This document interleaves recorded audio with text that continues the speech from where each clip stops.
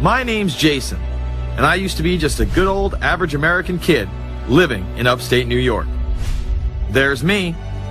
I played baseball, mastered Mortal Kombat, went to the prom, said the Pledge of Allegiance every day, and loved my country. I even lived the dream of every American youth, college. Sure, it was a state school, but it also happened to be a party town. Great times all around, right? Well, sort of. I still had to work hard as a pizza guy to make it. And of course there was school. I had to figure out the computer graphics programs I was working with, as well as attend classes I didn't care about. I certainly didn't know much about geopolitics. Then 9/11 happened and everything changed.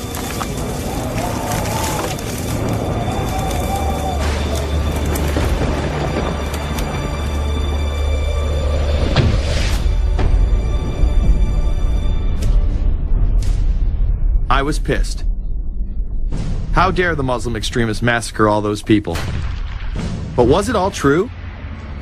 Prior to the invasion of Iraq, something didn't seem right. I then did a startling thing. I actually took a look at what happened that terrible September day. What I found horrified and angered me to such an extent that I took action.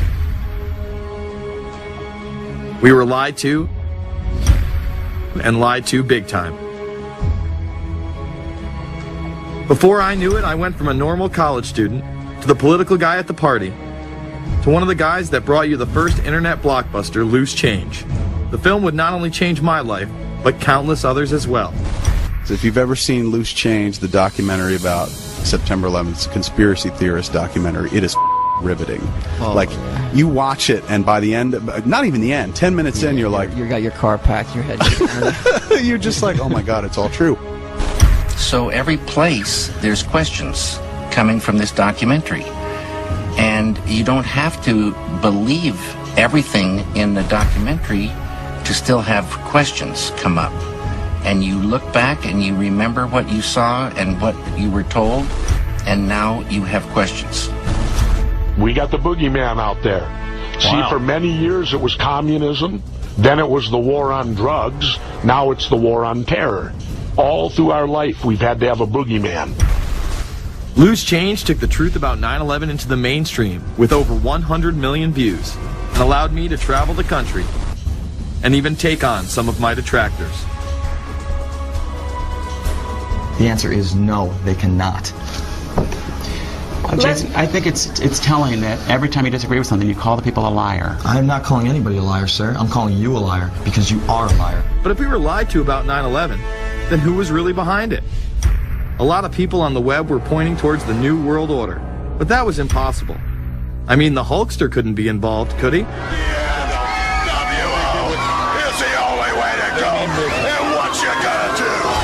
So I set out to find out if a New World Order really existed.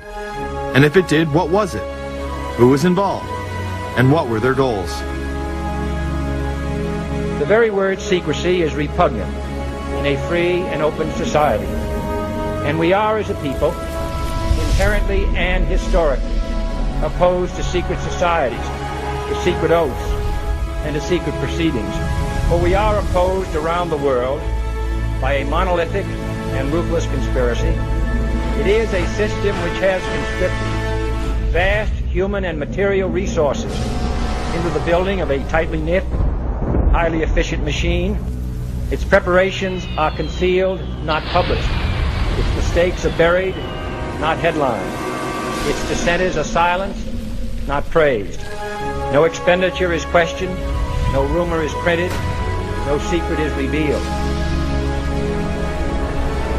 Some cringe when they hear the term New World Order, despite all of these prominent people using it.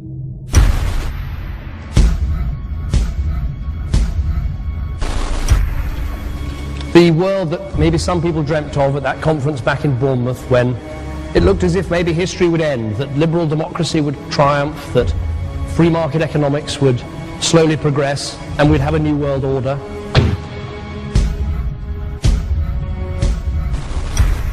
And together they helped to create, were the principal leaders in creating, a new world order and a winning strategy in the Cold War.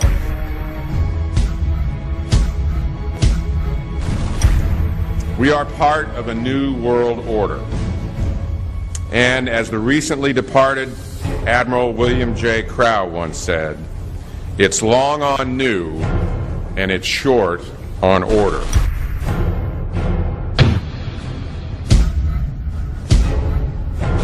Walter Isaacson wrote a wonderful book about some of the wise men who helped shape the New World Order following the Second World War.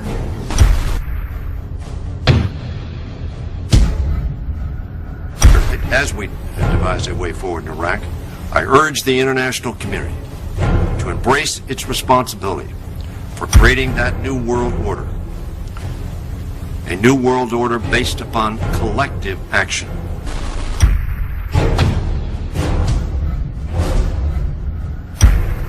The transatlantic partnership was never just the foundation of our security. It was the foundation of our way of life. It was forged an experience of the most bitter and anguished kind.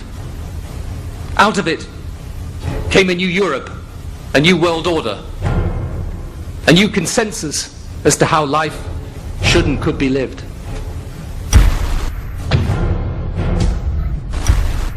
And just like that, it was gone. It was a new world order. That's what President George H. Bush said. Harvard historian Francis Fukuyama pronounced the end of history. In fact, when it is used, that person is often dismissed out of hand because of the perception that it is nothing more than a conspiracy theory. Actually, the idea of global governance in a one world order has been around for centuries, and the term New World Order has been used frequently in recent history. The New World Order means different things to different people, but to those who expect to be in control of it, it means the same thing. It means all the world under their control. They believe that somebody must rule. After all, people are too darn dumb to know how to rule themselves. They figured that that's their role. The first in-depth publication of note was Samuel Zane Batten's work, The New World Order, which was published in 1919. Under the cloak of Christianity, this order speaks of a new world rising and advocates social control over all people and all resources. It promotes a world federation with a world parliament, an international court, and a global police force.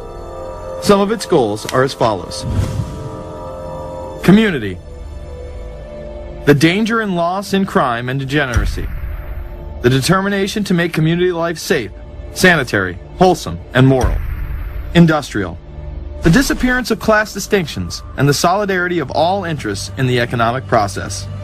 National.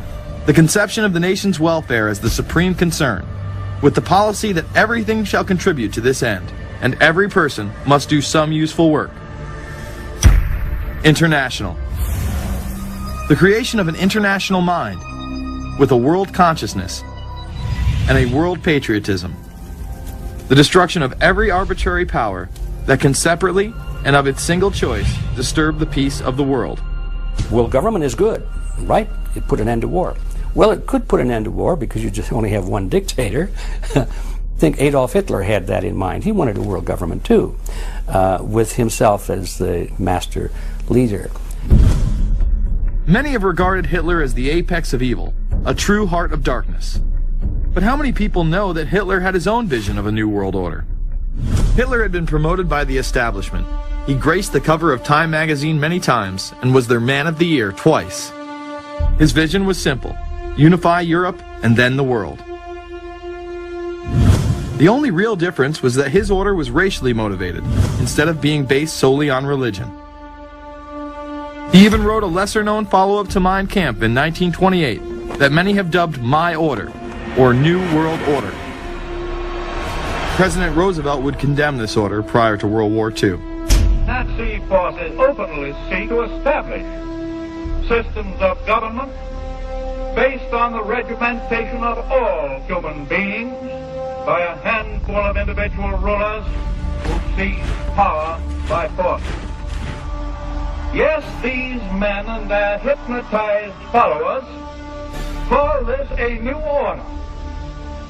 It is not new, and it is not order. The idea of globalization was so prominent in Nazi ideology that the 1936 Berlin Games would be the first time that the Olympic rings would be displayed prominently and promoted in order to glorify the Third Reich. This symbol represents the 5 major regions of the world: Africa, America, Asia, Europe, and Oceania, interlocking and coming together as one. This one world philosophy still defines the Olympic Games today. Australia, hello and welcome. One world, one dream. Hitler's methods of youth corps, concentration camps, eugenics, and military aggression were so visible to the rest of the world, he eventually failed. However, his vision of a new world order lived on. Author H.G. Wells, the man behind The Time Machine and War of the Worlds, would write about a planned world state in which there must be a common faith and law for mankind. In 1939, he would publish a full book on the matter called The New World Order. Wells again has a similar vision, stating that national individualism has to go and that sovereign states must end. He then goes on to write, in the great struggle to evoke westernized world socialism, contemporary governments may vanish. Perhaps his most chilling prediction is that countless people will hate the New World Order, be rendered unhappy by frustration and their passions and ambitions through its advent, and will die protesting against it. Many of them quite gallant and graceful-looking people.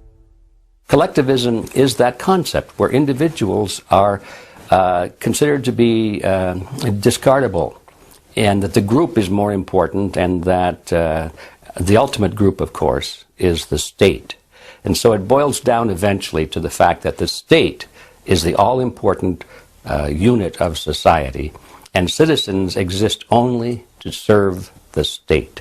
Other men of prominence would also promote a New World Order during the 1960s, including industrialist and former New York Governor Nelson Rockefeller. These are some of the reasons pressing us to lead vigorously towards the true building of a New World Order. Rockefeller would also become vice president under Gerald Ford. Religious leader Pope Paul VI, delegates to international organizations, public officials, gentlemen of the press, teachers and educators, all of you must realize that you have your part to play in the construction of a new world order. As well as former President Richard Nixon. And the hope that each of us has to build a new world order. However, Nixon was largely a mouthpiece for his most dominant advisor, Secretary of State Henry Kissinger. Kissinger may be the most vocal proponent for a new world order of his era. He has called for it time and time again, in policy papers, meetings, and interviews. Time magazine recognized both Nixon and Kissinger as Men of the Year after announcing their New World Order in China. However, they were working on it long before. In these once classified documents, they both discussed the new order with the president of Indonesia. Mainstream media was even critical of Kissinger's vision in the early 70s. In ragged, spasmodic fashion, a new world order is coming into being, but it looks less and less like the world order that Mr. Kissinger had constructed in his own mind. Kissinger's New World Order would fall under the radar for some time. However, it saw a vast revival during the first Bush administration.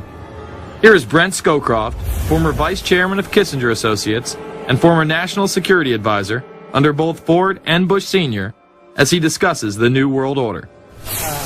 Looking at the subtitle this morning, Are We Ready for the New World Order? Gives me something of the shudders. That phrase, New World Order, I'm afraid I'm partly responsible for resurrecting. To me, what that symbolized was perhaps a fundamental change in the character of our response to national security issues. Here, Charlie Rose asked Scowcroft, Kissinger, and former national security advisor Zbigniew Brzezinski if we are living in a new world order. Where are we as we think about this time in American foreign policy? Are we at a special moment which is being redefined? Or are we creating a new world order? We're at a moment when the international system is in a period of change like we haven't seen for several hundred years. In some parts of the world, the nation state on which the existing international system was based is either giving up its traditional aspects, like in Europe, or as in the Middle East. George H.W. Bush would campaign for a New World Order like no other president before him. He would openly discuss it during his State of the Union address. What is at stake is more than one small country. It is a big idea, a new world order, where diverse nations are drawn together in common cause to achieve the universal aspirations of mankind. Again, a unified Europe was a major goal in creating this order. With few exceptions, the world now stands as one. A year and a half ago, in Germany, I said that our goal was a Europe whole and free. Tonight, Germany is united. Europe has become whole and free. The world can therefore seize this opportunity to fulfill the long-held promise of a new world order. We can find meaning and reward by serving some higher purpose than ourselves. A shining purpose, the illumination of 1,000 points of light. Bush Sr. and his administration would tour and promote this agenda across the board at any given opportunity. The President has spoken often of a new world order. And we have an unprecedented opportunity to build a new era of peace and prosperity here and abroad, to build a new world order. It's my understanding, I think that the President, and I don't know the context of how it came up in his speech last night in New York, said that China must be a part of the new world order. Guess I would like to ask you how you envision China fitting into the new world order. It is a country that we are going to have relationships with by virtue of its geopolitical importance. American officials say breaking down regional and national barriers to the flow of goods and services would represent a spectacular benefit to economies around the world. We are building a new world order. Bush would actually make a commencement address at Maxwell Air Force Base declaring the birth of this order.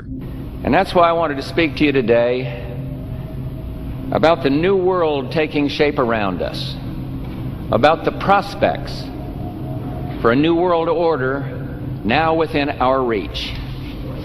In the coming weeks, I'll be talking in some detail about the possibility of a new world order emerging after the Cold War. But today, I want to discuss another aspect of that order. You see, as the Cold War drew to an end, we saw the possibilities of a new order in which nations work together. It refers to new ways of working with other nations to deter aggression and to achieve stability. As old threats recede, new threats emerge. The quest for the new world order is in part a challenge to keep the dangers of disorder at bay.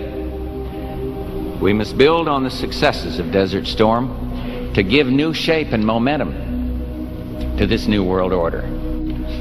Only when this transformation is complete will we be able to take full measure of the opportunities presented by this new and evolving world order. The new world order really is a tool for addressing a new world of possibilities. This order gains its mission and shape not just from shared interests, but from shared ideals. After the Gulf War had ended, Bush was so obsessed with the idea of a new world order that he had a series of Glocks imprinted with the term that he would give to members of his administration, including Colin Powell, Brent Scowcroft, Dick Cheney, and General Norman Schwarzkopf. Cheney would even approve policy papers regarding the New World Order. Defense Secretary Dick Cheney has approved a revised draft of a policy document on the New World Order. The Pentagon is backing off a controversial earlier draft and has abandoned a one superpower strategy. The final document puts more emphasis on international alliances and organizations. This would become an unprecedented time period for people all over the globe to discuss at length what the New World Order meant to them. People within the media, Does anybody want to talk about the New World Order? Is there a New World Order out there, or is this a vision that exists in the... He does have his vision, there's no doubt about that. But does that exist in the president's mind, or does it exist out there in reality? This president sees this episode as the first test case, as the first example for the New World Order he is trying to organize. Some people have called it the New World Disorder, and there's a lot of truth to that.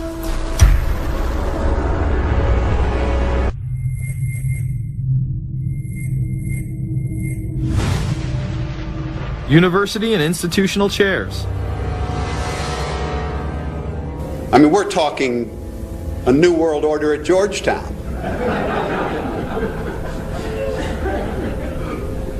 And we'd like to be very much a part of it and continue to live. This is a world that is likely to be dominated in the near future, and perhaps longer, by the Gulf War and the New World Order, which is the buzzword of the moment. So the secret of a New World Order, and at this point it's just a slogan, but it does have some historical background in terms that orders have succeeded each other over time. The secret of this is to learn how to use coalitions. We are effective in the United Nations. People within government. George Bush has invoked a New World Order without enunciating a new American purpose. The president has still failed to articulate clear goals for our nation's foreign policy in this new age. I find the term New World Order very revolting, and just not only historically but politically today. I think Harding is absolutely right, and the actions of the administration just after enunciation of the New World Order put the lie to the fact there is any real substance behind what they say as New World Order. The first act of the New World Order was A, to make war, and then B, was to sell arms all over again. Is there a New World Order? We know certainly that George Bush has copyrighted the term at this point. In the aftermath of this war, though, is it an empty vessel into which something will be poured? Is it the appropriate term to use? Is it going to be a New World Order, or will disorder be just as significant in this process as we look ahead? Let's start with Madeline. I think that we have, in fact, kind of had this term thrown at us, and many of us have not liked it, partially because of the previous historical connotation, and partially because I think it doesn't really deal with the way the world ought to be or is at the moment. But we are far from seeing a world order, and I'm not sure that it is in best U.S. interest to have a new world order in which we are the policeman. While many began to become critical of this order, the term began to evaporate into the background. We are very, very skeptical of an international order if we are not sure how the rules will be made, because thus far the international order has been made with rules that we had no input into and that affect us, and even when on the few occasions when the rules will seem to favor us, then they get changed.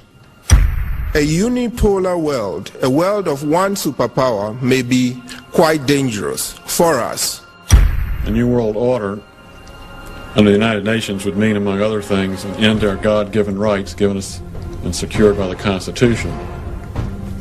The New World Order, which now has been called by some the New World Disorder, and by some people on the more liberal persuasion, the taking over of the world by the Council on Foreign Relations, the Trilateral Commission, and the UN to put us all in slavery. But what are these organizations? Who founded them? And what are the stated goals of each? Before we begin with the Council on Foreign Relations, let's delve further into history to understand roundtable groups and their origins. Its roots go way, way back in history, and they go back to the formation of a secret society, a secret organization that was created by Cecil Rhodes, a very powerful and very wealthy individual. And people have heard about him in history, and they know about the Rhodes Scholarship, and they think, well, isn't that nice? That they don't understand at all what that's all about. Cecil Rhodes, when he died, left his great fortune not to his family, not to his heirs, but for the creation of a secret society. And we know about this because there were some people very intimately involved with this organization who wrote about it. One of the best authors on this topic is Professor Carroll Quigley.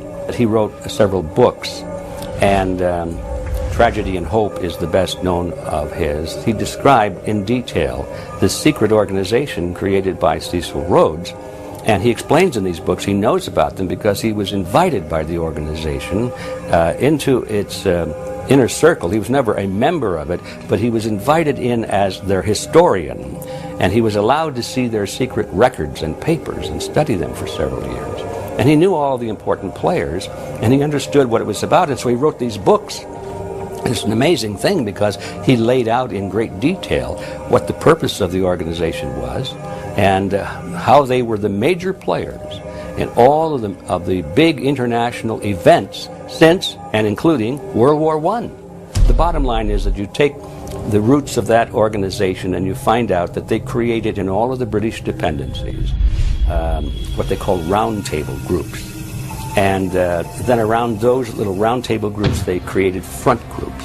And the purpose of these front groups and roundtable groups was to penetrate into the governments of all of these different countries, to penetrate into the media centers, to penetrate into the educational systems. In other words, to penetrate into the social fabric, the power centers of society, and literally take them over from the inside without anybody being aware that they were controlling influence. After World War I, the International League of Nations arose as a precursor to the United Nations in 1919, under what seemed to be the vision of President Woodrow Wilson and his 14 points. The League of Nations was the first attempt at the New World Order, the first attempt at a global government based on the model of collectivism. And it was the brainchild of the elitists, the ancestors of the very people who are still working on this project. They're collectivists, the very wealthy people. They're the ones in this country who dominated the powerful tax-exempt foundations, like the Carnegie Endowment Fund for International Peace, the Rockefeller Funds, the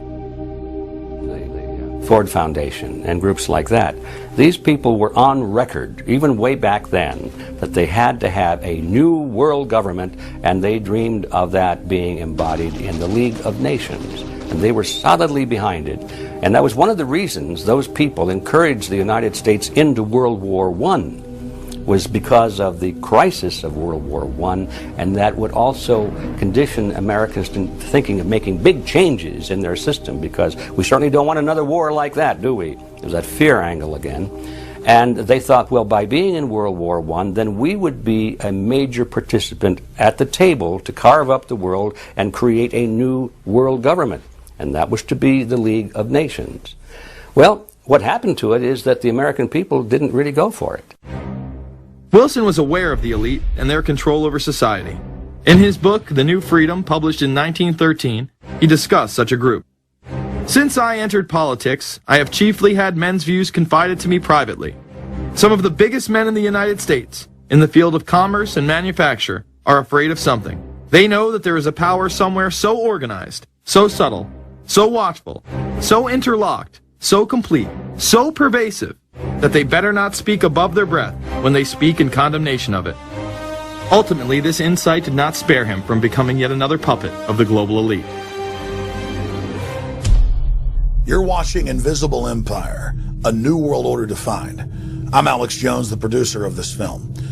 I have produced 5 of the top 10 films in internet history, whether it's Loose Change Final Cut, Endgame, The Obama Deception, or Fall of the Republic. Yes, we've made informative, well-documented films, but the real credit for the success of these documentaries lies with you, the viewers. My friends, Invisible Empire is so important for people that need a crash course in the history of the ruling class and what this establishment is setting up. Please support the filmmakers so we can make future documentaries. Visit Infowars.com. Purchase the high-quality hard case DVD that has over 30 minutes of expanded extras. Make copies of that because it's the best quality available. Give it to everyone you know. Have public showings, whether it's the library, a local theater, or your home. Get it out to everyone you know. Get a PrisonPlanet.tv membership. Download all my films in high quality. Burn them to disk and give them to everyone in your community. If we expose the globalist, there's no way they can carry out their hellish plan. The destiny of this film is in your hands. You've made our previous films incredible successes. I'm counting on you now. So again, Infowars.com to get the DVD, or call toll-free 888-253-3139, or see them all in incredible high quality at prisonplanet.tv. The ball is in your court. PrisonPlanet.tv is a better tool than ever in the info war. Over 6 years of my radio and TV shows, all my films in super high quality, my book, Paul Watson's book, all there, 15 cents a day. Your support of PrisonPlanet.tv empowers the resistance to unlock minds worldwide. In all of the British dependencies, these organizations, the front groups, were called the Royal Institute for International Affairs. In the United States, they chose a different name. They chose the Council on Foreign Relations, but it held exactly the same relationship to this inner society of Cecil Rhodes. Among the charter members were W. Averill Harriman of Union Banking, then President of the United States Woodrow Wilson's main advisor, Colonel Edward Mendell House, John D. Rockefeller, the founder of Standard Oil, banking mogul J.P. Morgan, and prominent bankster Paul Warburg. Well, the Council on Foreign Relations exists today. It's probably the most powerful single organization in America. Many observers, including myself, believe that it is the hidden government of the United States. These people are not elected to office, and most Americans don't even know who they are. But they are holding all of the important positions in society. There are only about 4,000 of them in the United States, but I don't care what organization you want to look at, whether it's government or whether it's universities or the large media centers or whatever it is. You look at the people at the tops of those organizations, the owners, the managers, the CEOs, the board of directors, and I'm going to say probably 80 to 90% of the great power centers of America are dominated by just those 4,000 people who are members of the Council on Foreign Relations. Throughout its history, it would contain extremely influential and powerful individuals in finance, business, media, and politics. Former presidents of the United States include Richard Nixon, Gerald Ford, Jimmy Carter, and William Jefferson Clinton. Currently, Barack Obama claims not to be a member, but has spoken in front of the Council and has had his writings published in the Council's magazine, Foreign Affairs. It's been reported that you and your wife are in the globalist CFR, which is a Council on Foreign Relations. I'd like to know if that is true. Well, first of all, I'm not the Council on Foreign Relations. I don't know if I'm a official member. I've spoken there before. It basically is just a forum where a bunch of people talk about foreign policy, and so there's nothing. There's no official membership. I don't have a card or, a special handshake or anything like that. Now, why is that important? It's important because the avowed purpose of the Council on Foreign Relations is to create a new world order, a global government based on the model of collectivism. And that includes the elimination of the United States as a sovereign nation. That's why it's important. The people running this country are determined to destroy it. The Council was heavily criticized during the 1980s for being an organization hell-bent on destroying national sovereignty in favor of a world government. So many of its members hid their association with the organization. Dick Cheney had this to say in response to a question by David Rockefeller, who became the CFR's youngest director in 1949 and was chairman of the board from 1970 to 1985. He remains an honorary chairman to this day. It's good to be back at the Council on Foreign Relations. As Pete mentioned, I've been a member for a long time and was actually a director for some period of time. I never mentioned that when I was campaigning for re-election back home in Wyoming. Now, you are the president of the Council on Foreign Relations, all right? Yes, sir. You guys toy with countries of the world like toys, don't you? You're like the Illuminati, you're the Masons, you control everything, don't you? That's the rap on you guys. What's so interesting now, though, is who's on the chessboard. The toys, if you will, are a lot more than states. Notice that Mr. Haas does not deny that the CFR has massive control over the geopolitical arena, and instead tries to focus on the separate entities outside of nation-states. Current Secretary of State Hillary Clinton also reveals the importance of the CFR here. But it's good to have an outpost of the council right here down the street from the State Department. We get a lot of advice from the council, so this will mean I won't have as far to go to be told what we should be doing and how we should think about the future. You have these private groups that are run and created by the elite, by the ultra-rich, wealthy families that have been manipulating global markets from behind the scenes for generations. They create these private groups that then feed information to the government, to senators, to congressmen, their recommendations, their policy papers, what they think should happen. And it's fascinating because if you actually read what it is that they're doing, the recommendations that they make, they're very able to get them put in place. Discussions that are going on in these private groups are really talks that should be going on in Senate committees and in the halls of Congress, but they're happening with these ultra-elite groups that are then pushing their propaganda into the political mainstream, and then it's becoming enacted, it's becoming put into law. Still not convinced the CFR is promoting a new world order? Listen to what Leslie Gelb had to say upon leaving the New York Times to chair the organization as its president in 1993. I loved it. Doing a column is a great job. I'm going to an equally great but different job, and in a way a job that caps everything I've been doing in my life, in government and academia and in journalism. I think that's what the Council on Foreign Relations will allow me to do. Well, you know, for example, you had me and 3 or 4 other folks on this show a few months ago to talk about the New World Order, right? Exactly. Right? Bob I talk about it, exactly. Right. I talk about it all the time. New World Order wants a global system where one small central authority of individuals can then dictate a policy that's going to be distributed down to the rest of the world, everywhere, in the smallest little town in the middle of nowhere in some remote country. I now think it's safe to say that the Council is extremely influential on the world stage and openly promote global governance. The Council and the globalists were able to take this agenda to the next level following World War II. The United Nations was born out of the ashes of this conflict. Unlike the League of Nations, the United States not only joined this organization, they championed it. First book I wrote was The Fearful Master, a second look at the United Nations. It was written at a time when it was not popular to be critical of the UN. I mean, the United Nations was viewed by almost everybody as our last best hope for peace. It was a means, we were told, to bring humanity together and put an end to war and live in peace and harmony and promote trade and all of these good things. I wish it were any of those things, but it's not.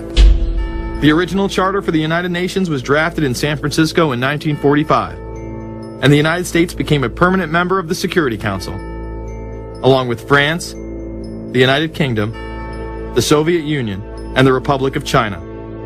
The process by which other nations' belief systems could be used to erode and eviscerate our Constitution and Bill of Rights had taken a giant leap forward. The United Nations is one of the most well-known sort of globalization attempts. Its primary goal is to streamline all the governments of the world, to create a global council and to unify all the rules and all the regulations for the world. So it's essentially the precursor and an engine of this new world order. The United Nations is made up of all of the countries of the world, most of which are dictatorships of one kind or another. And you don't take a bunch of dictatorships and put them into a bag and shake it up and come out with a freedom-loving governmental unit. You come out with a global dictatorship. This was the public base of global governance. However, many other organizations have been birthed since. Even more suspect is a private group called the Trilateral Commission. David Rockefeller and Henry Kissinger are among its some 300 influential members.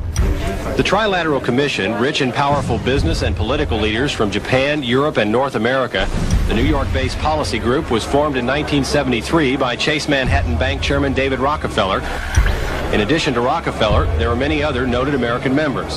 Among them, economist Alan Greenspan, former Defense Secretary Harold Brown. George Bush was once a member but resigned last year before his unsuccessful presidential campaign. Back then, it wasn't politically wise to be aligned with what his party's right wing considered a shadow world government. The United Nations would take over America. The Trilateral Commission would control the world. Just look at its membership, they say. Current and former members include Presidents Clinton, Bush, and Carter. Names like Brzezinski, Christopher, Kissinger, and Schultz.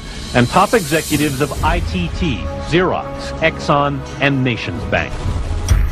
Although this group with only 300 members seems to be at the apex of the power structure, there is yet another group formed in 1954 that is even smaller in number and has a greater influence on world events. Meet the Bilderberg Group. This elite group meet annually around the globe. There is a core group of members who have attended every year for decades, such as David Rockefeller, Henry Kissinger, and Queen Beatrix of the Netherlands. These members invite others who are politically and socially relevant at the time.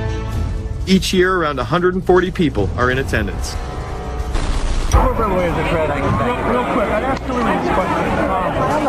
In 2004, you attended a meeting in Italy called the Bilderberg Group. I just want to know what you were doing out there, what that was all about. If she lied to me and told me she didn't go, I figured you might tell me the truth. All I did was go. They had a Republican and a Democrat. I gave like a 20-minute talk on the presidential election. Did it have anything to do with being John Kerry's running mate? Did you talk about that at all? No, because I wasn't his running mate. Okay. I happened to be in Europe then on my way to Russia. I was invited to go to Bilderberg by Vernon Jordan, a friend of mine, and a genuine hero of the civil rights movement. And to the best of my knowledge, NAFTA was not discussed by anybody in my presence. Documents released by the group in 2001 reveal that in September of 1955, the group met in Germany and covertly outlined the idea of a European Union. Section E, European Unity, discusses the general support for European integration and unification, and the idea to unify Germany once again with the rest of Europe under a common marketplace. Belgian Viscount and current Bilderberg chairman Etienne Davignon told the EU Observer in 2009 that the next Bilderberg meeting could improve understanding on future action in the same way it helped create the euro in the 1990s. This illustrates the patience, vision, and reach of this organization. It was able to promote and establish both the European Union and a European currency over the course of just under 40 years, incrementally. One of the things that the elitists discussed back at the turn of the century when they were talking about how do you convert the United States into a collectivist system was the fact that you can't do it quickly. You have to let people get used to it incrementally, because any major change would be rejected. The 1957 Conference of Rome, where the Common Market Treaty, providing for free trade in all products, was at last signed. 6 nations, France, Germany, Italy, Belgium, Holland, and Luxembourg, agreed to remove all mutual barriers to trade within 12 to 15 years, the embryo of a political union which they proclaimed to be their ultimate objective. In that fashion, it's possible for people to get used to this process and even to think it's a good thing. People will accept the gradual growth of government, the gradual loss of their purchasing power. They'll accept almost anything if it's done gradually, and we have to be very alert to that. 2008 and 2009 attendees include World Bank President Robert Zoellick, Treasury Secretary Timothy Geithner, former head of British Secret Intelligence Richard Dearlove, Donald Graham, CEO of the Washington Post, CNN host and author of The Post-American World, Fareed Zakaria, and many other giants of business, politics, and media. You just came back from meeting with the Bilderberg Group. The Bilderberg Group are, when people who are conspiracy theory people, they send me mail, it's usually about the Bilderberg Group. And I get these books on my front door, which I'm uncomfortable with. But And it's all about the Bilderberg, like they're the modern day Illuminati. Are you a member of the Bilderberg group? I don't think we're supposed to talk about this. Many have identified them as the kingmakers, the puppet masters that pull the strings behind the scenes. Perhaps there is no better example of this than what occurred during the 2008 conference. Immediately after Obama had been selected as the Democratic presidential nominee, the pressure was on to choose a running mate. We've put together a committee. We are going to be equally deliberative in how we move forward. And we're not going to do it in the press, and we're not going to do it through surrogates. He then tricked the press corps into staying on the plane as it took off from Washington. He was whisked away to an undisclosed location. Obama was supposed to fly home. He'd been here in Virginia. He was supposed to fly home out of Dulles, as you know, outside Washington, D.C. The press corps was waiting for him on the plane, and the pilot announced that they were leaving, and Barack Obama was not on the plane. Presumptive nominees in the past has always been that they have at least a press pool with them at all times. Is there a reason why we didn't go with him in the motorcade all the way? This is what we're out here for, and now we're on this plane with no candidate. Again, I understand. There was a desire to do these meetings, obviously, in private. The press then began to report that Obama and Hillary were meeting secretly in her home. Well, we continue to follow our breaking news. Barack Obama, Hillary Clinton meeting tonight at her house in Washington, D.C. However, it was later revealed that they never actually met at Clinton's home. And we're following this breaking story. Candy Crowley, we understand, has new information. Candy, what have you learned? We are hearing actually from Chris Welsh, who is our embed with the Obama campaign. Those are the people that took off without Obama and went to Chicago. The spokesman there is in fact confirming that the meeting did take place. They're talking in past tense now, but saying that the meeting did not take place at the Clintons' house. It took place at this point at some place, I don't know where, some undisclosed place in Washington, D.C., not at Hillary Clinton's house. Remember, Gibbs mentioned that Obama had a desire to have several meetings, not just one. Is there more than one meeting? Is there more than one person with whom? I'm not going to get into all the details of the meetings. I don't know that I've got a ton more different answers for all of your questions. The truth of the matter is that Bilderberg just happened to be in the neighborhood at the time. They were holding their annual meeting just down the road in Chantilly, Virginia. What are the chances? What's interesting and dangerous about the New World Order is that it's not a natural progressing idea. It's just not civilization naturally evolving and organizing into this system. It's the group of extremely powerful people that are manipulating the system to get it to this status from behind the scenes without anybody's knowledge. You have to ask yourself, if there isn't an agenda going on to keep those organizations quiet and to keep them out of the news, to keep the discussions about them behind closed doors, then why is it that these supposed experts on the left and on the right never talk about them? This has been a condensed history of the globalist organizations and their rise to power. But is there a reason they meet behind closed doors? A shadow world government has been mentioned, but to truly understand what that means, let's go back to this iconic warning from President Dwight D. Eisenhower. Progress toward these noble goals is persistently threatened by the conflict now engulfing the world. It commands our whole attention, absorbs our very beings. We face a hostile ideology, global in scope, atheistic in character, ruthless in purpose, and insidious in method. Unhappily, the danger it poses promises to be of indefinite duration.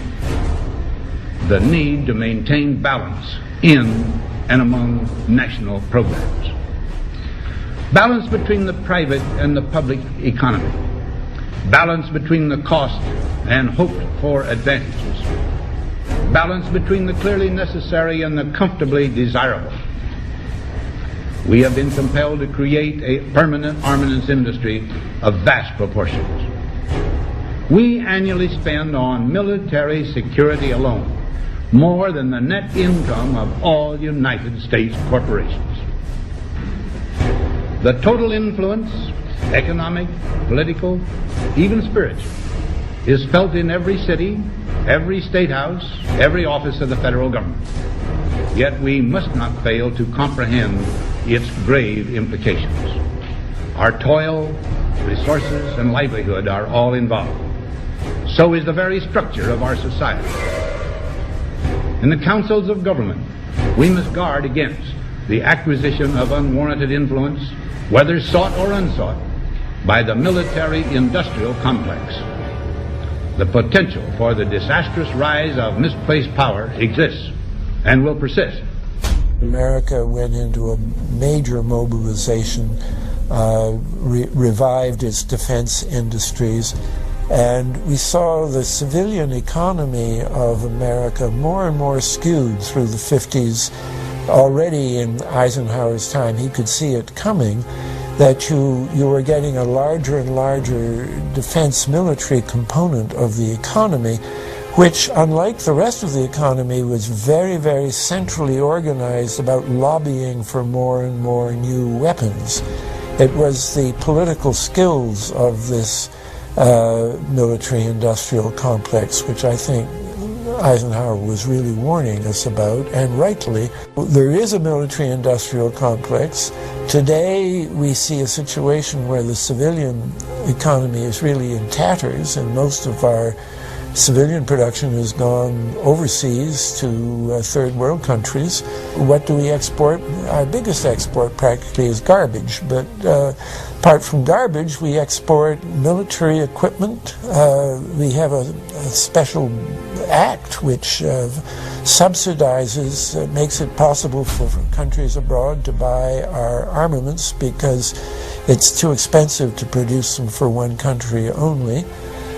So we have become a very efficient military-industrial complex, but the civilian economy is only a ghost of what it used to be, and this has terrible consequences for democracy because it means that the power of this lobby is now sort of dominating what goes on in Washington. Through multinational corporations, global intelligence networks, out-of-control banksters, all under the veil of national security and black operations, the global elite have consolidated power on a massive scale over the last several decades. You see, global corporations not only fund and develop large technological and military projects here and abroad, they also own the consumer industry and production, as well as all of the important media. By owning the vast majority of what we hear and see on a daily basis, we have been manipulated on a mass scale as to regards to what we believe and desire, both socially and politically. Edward Bernays, the nephew of world-famous psychoanalyst Sigmund Freud, would study group dynamics and become the father of public relations. He authored the book Propaganda in 1928. In it, he described how to intelligently and consciously manipulate the habits and opinions of the masses within a democratic society. He went on to state that those who harness this unseen mechanism of society constitute an invisible government and are the true ruling power.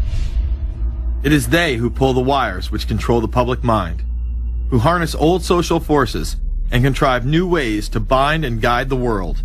The average American is distracted, mindless, worried about minuscule things, celebrities, as if it was their own family members. And this is by design, because the powers that be, who own the media, know how our brains work.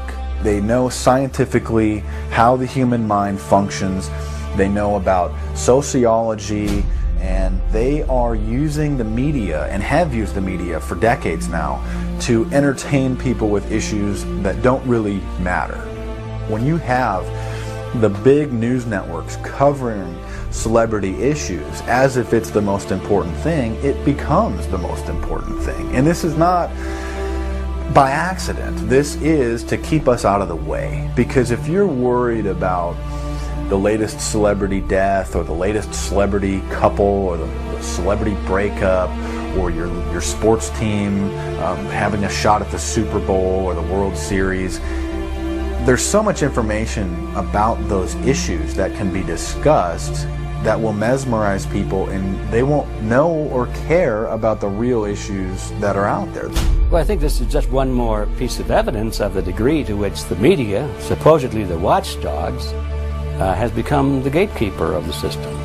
Mainstream media are, first of all, nearly all of them corporations, nearly all of them now publicly held, part of the whole Wall Street financial system that they're supposed to report about objectively, but they can't. They, right now, in October of 2009, they are celebrating the recovery of the biggest banks in New York and saying that the recession is over. Of course, there are a few problems, like foreclosures are going on, unemployment is rising. All of this is affecting the American people, but it's not affecting the financial elite who also control the media. Bernays successfully identified the invisible empire which controlled the minds of men. So as the populace is mesmerized and hypnotized by powerful behind-the-scenes forces, as they are distracted by the latest celebrity scandal, the newest cell phone, and their favorite sports team, this network disguises itself, remaining in the shadows. Despite the elite utilizing Bernays' methods, in conjunction with the military-industrial complex they had erected, a modern arm of this organization was exposed in what came to be known as the Iran-Contra scandal. Essentially, black operations were not only caught dealing arms illegally and supporting South American dictators, but also smuggling drugs into the United States. Iran-Contra was really the merging of two different programs. The first one was support for the Contras, who were, let's face it, a force of terrorists in Nicaragua trying to overthrow the Sandinista government. They were being secretly supported by the CIA. And at the bottom of the whole thing was drugs. Iran-Contra was openly exposed by massive network coverage. How was it that in 3 years, a network Washington set up to run arms to the Contras wound up running cocaine into this country for the most vicious drug cartel in the world? At the same time, we were supposed to be fighting a war against drugs. But by the same token, I also smuggled my share of weapons in exchange for those illegal substances, with the full knowledge and assistance of both the DEA and CIA. Betzner says that in 1983 he flew weapons from Florida to El Salvador and drugs from Colombia to the Bahamas on the way back. In 1984, he says, he flew twice from Florida to Costa Rica and back. We could bring back our own cargo, and they would arrange it, or we could bring back their cargo without ever having to worry about interception, arrest, anything like this, that everything was taken care of. What kind of cargo were you talking about? Drugs. Tolliver says he had 2 meetings with this man, CIA veteran Rafael Quintero. Then in March of 1986, he says he flew 14 tons of weapons down to Honduras, to this Contra resupply base set up by the CIA. We take off from Tegucigalpa, Honduras, and we leave. To? South Florida. Where in South Florida? We landed at Homestead. Homestead? Air Force Base. This is the plane Tolliver says he used. The plane traces to a company that had a State Department contract to fly humanitarian supplies to the Contras. In addition to that, 3 dozen sources confirm the basic scheme. We can now report that long before that operation began, there was another operation to provide guns for the Contras, which was also against the law. In this operation, Americans and Israelis provided arms to the Contras, and then the same network smuggled drugs into the United States.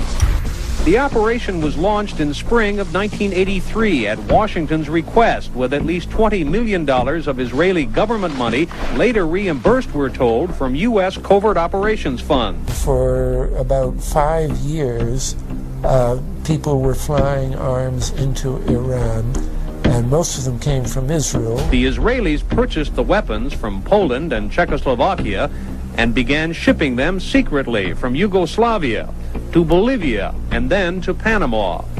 The Israeli liaison man there, this man, Michael Harari, until recently a close aide to Panama's strongman, General Manuel Noriega.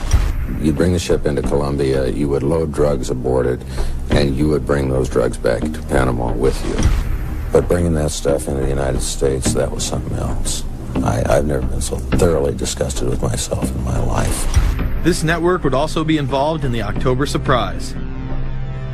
We really can't understand that unless we understand the so-called October surprise in the 1980 election, which is, I think, unquestionably Republicans, including William Casey, who later became Reagan's head of the CIA, negotiated with the Iranians for them not to release the hostages which were being held in Iran to Carter, but to wait until the Carter was defeated and the Republicans were in.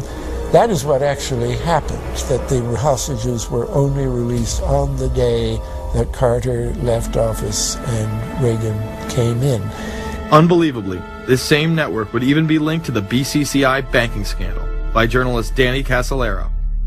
Casolaro was probing a conspiracy he called the Octopus, which involved the Iranian hostage crisis, the Iran-Contra affair, with, believe it or not, all funds channeled through BCCI, the international bank charged with everything from money laundering to fraud. BCCI, it's a shadowy international bank linked to terrorists, drug runners, and dictators. Little was known about BCCI until 6 of its top officers were arrested in Tampa in October of 1988 on charges of laundering drug money for Colombian cocaine bosses. The BCCI men were convicted, and the bank itself pleaded guilty. But for some reason, the bank was allowed to continue to operate all over the world. There are indications that some of the reluctance to prosecute this bank stem from the favors it did. For? The favors it did for intelligence services everywhere. Too many secrets of too many countries, too many prominent people, too many hands-on, and that makes it desirable that this entire affair be forgotten. It began to become clear that the global traffic of drugs were funding violent dictators, rigging elections, supporting the arms trade, and enforcing the assassination of anyone who got in the way. Casolaro was found dead for his efforts in exposing this network. His death, of course, ruled a suicide. He was meeting a source in West Virginia. He was about to discover all. Instead, his body was discovered in a hotel room with 12 slashes in his wrist, but when the local authorities ruled it suicide, the family said, no way. The housekeeper had taken calls threatening his life. And I pick it up telephone, I say hello, and he say to me, you son of a bitch, you's dead. Casolaro would not be the only person involved in the scandal to wind up in a casket. Meet Barry Seal. At first, the media portrayed Seal as a drug dealer gone good, who was assassinated by the Colombian mafia. Authorities believe last night's machine gun killing of top drug informant Barry Seal was ordered by drug bosses in Medellin, Colombia, who sent 5 men to Baton Rouge to kill Seal. Sam Dalton was the lawyer that represented the Colombian hitmen convicted of his assassination. We were trying to subpoena the CIA because we felt like they had documents, exhibits, and evidence that would indicate complicity in Seal's assassination. When they were able to gain access of Barry Seal's trunk the night of the murder, the personal phone number of none other than George H.W. Bush was present. Louis Unglesby, the former attorney for Mr. Seal, also confirms that he once called the office of the vice president after Seal had given him the number. You see, the Black Ops drug smuggling operation had not yet been exposed, and intelligence couldn't take any chances. It was later revealed that Seal was involved in smuggling cocaine into Mena, Arkansas, while Bill Clinton sat as governor. 1983, Ronald Reagan was president, Bill Clinton was governor. And little Mena, Arkansas, changed from a quiet town to a center for drug smuggling and reported Contra support activity. In the middle of it all, this man, admitted dope smuggler Barry Seal. Arkansas State Trooper Russell Welch investigated Seal's organization. Each trip would have 250 to 350 pounds of cocaine. According to the London Telegraph, Arkansas State Trooper Larry Patterson testified under oath that he and his officers discussed repeatedly in Clinton's presence the large quantities of drugs being flown into Mena Airport, large quantities of money, large quantities of guns. Hot Springs police officers would also record Roger Clinton, Bill's brother, during a cocaine transaction stating, "Gotta get some for my brother. He's got a nose like a vacuum cleaner." There was also a large amount of money laundering going on in Mena. Former IRS agent William Duncan traced some of Seal's drug profits laundered through Mena banks. We had direct testimony from people who were involved in the money laundering operation. We had testimony from people at banks who observed the transactions. What happened when you tried to make this case before a grand jury? I was never asked to present the evidence to a grand jury, ever. This very same network used BCCI to fund the Afghani rebels. The deputy director of the CIA, Richard Kerr, said late today that the CIA did use the Bank of Credit and Commerce International, BCCI, to support CIA activities overseas. Most people still believe that the Soviets had maliciously invaded Afghanistan in order to spread their communist agenda. The Al-Qaeda was essentially a kind of a byproduct of Brzezinski's campaign to embarrass the Soviet Union in Afghanistan. They weren't in Afghanistan at that time. Brzezinski boasted later that he was responsible for drawing them into Afghanistan. And he did this extraordinary interview with Le Nouvel Observateur in France, and they said, but aren't you worried that you've created this whole new force of Al-Qaeda? And he said, oh, what's more important, a few crazed Islamists or the fall of the Berlin Wall? And they said, but you know, is there no danger? Aren't they dangerous? And he said, nonsense. He said all this in 1998. So I knew Brzezinski at McGill University. We were students together and took very small classes together. And in some ways he's bright, and in some ways he's kind of nuts. And he had the kind of nuttiness that made him attractive to the Rockefellers. Bin Laden and his network were actually funded by BCCI through U.S. covert operations. Well, the reason I bring it up, if you've ever heard any of our call-in shows, you know that we have people that think about the conspiracy theories of people like you. You would be a poster child for these people because you have served on the board of the Council on Foreign Relations. You helped start the Trilateral Commission, and you've been to the Bilderberger Group. Are people too close in this world, people in business, too close to the governments? Well, you know, there is such a thing as insidious influence. And the question is, how does it operate? Does it involve bribery?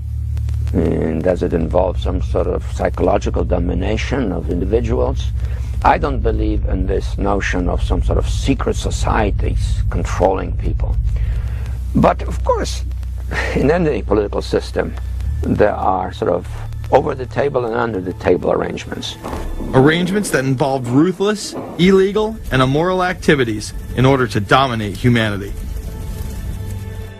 Despite all of the evidence that has just been presented, this network would fall down the memory hole, even though 14 convictions were made in the Iran-Contra scandal. The continued cover-up would be made possible by George H.W. Bush. These documents that came forward in the North trial clearly reveal the involvement of the Vice President to a greater degree, I think, than he has acknowledged heretofore. This, of course, did not stop him from pardoning those involved during the twilight of his presidency. Some new reverberations today to President Bush's Christmas Eve surprise, the pardoning of former Defense Secretary Caspar Weinberger and several others in connection with the Iran-Contra allegations. Well, now the special prosecutor says it's the president who needs to explain some things. The real issue is why the notes weren't produced 5 years ago when the congressional investigation and the independent counsel's investigation had requested them.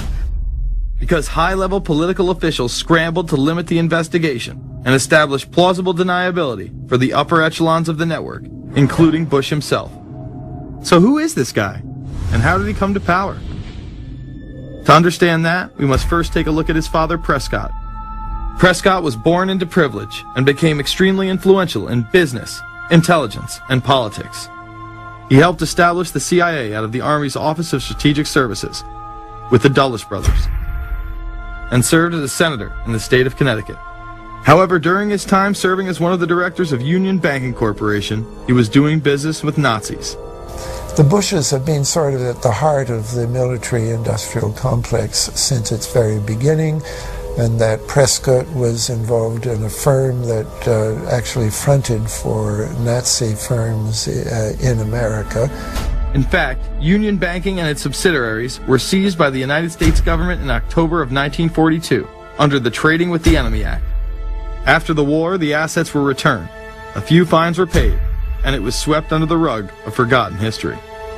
These Nazi ties should not be all that shocking, seeing as it has been declassified that the Office of Strategic Services recruited Nazis into its ranks through Project Paperclip in August of 1945. George Bush seemed to follow in his father's footsteps, using Prescott's business connections to move to Texas and get into the oil industry.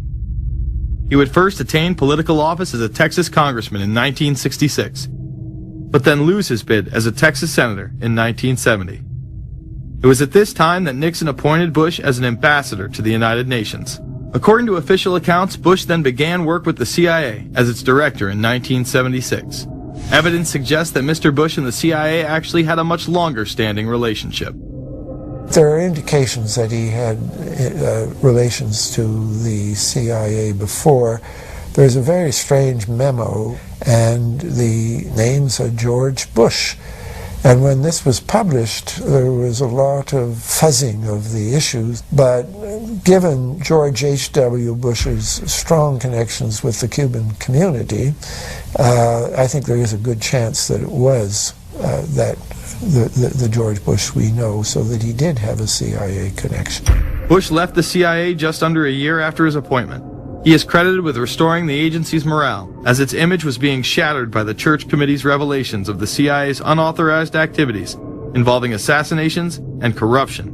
In reality, Bush was responsible for denying the Church Committee many of the documents it requested, and making it impossible for them to do a thorough investigation. After his time as CIA director, he devoted himself to becoming the next president of the United States. Many people within his own party did not like his globalist ties. Along the campaign trail, Bush continually had to explain his association with the group. So, you know J.R. Ewing in the show Dallas? J.R. is a member of the Trilateral Commission, I think. It's got to be because it's so bad. Let me tell you something. I used to be a member of it. I resigned, as I did from every business thing I was in, to concentrate on one thing, running for President of the United States.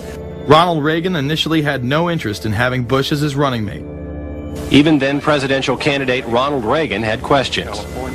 I would suggest that maybe Mr. Bush would clear the air if he'd tell us why he resigned. Reagan's backers then forced him to choose their intelligence frontman, George H.W. Bush, as his vice president.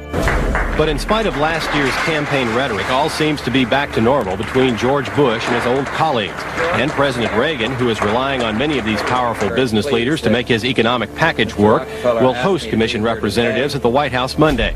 After Reagan's election, there was an attempt on his life, just 69 days into office. Astoundingly, Bush would again be connected. So just who is John Hinckley Jr.? When he left this neighborhood 8 years ago, he was, by all accounts, well-liked and seemingly normal. This donut shop near the motel was visited by Hinckley, who reportedly waited for a phone call here each day, even though he had a phone in his motel room.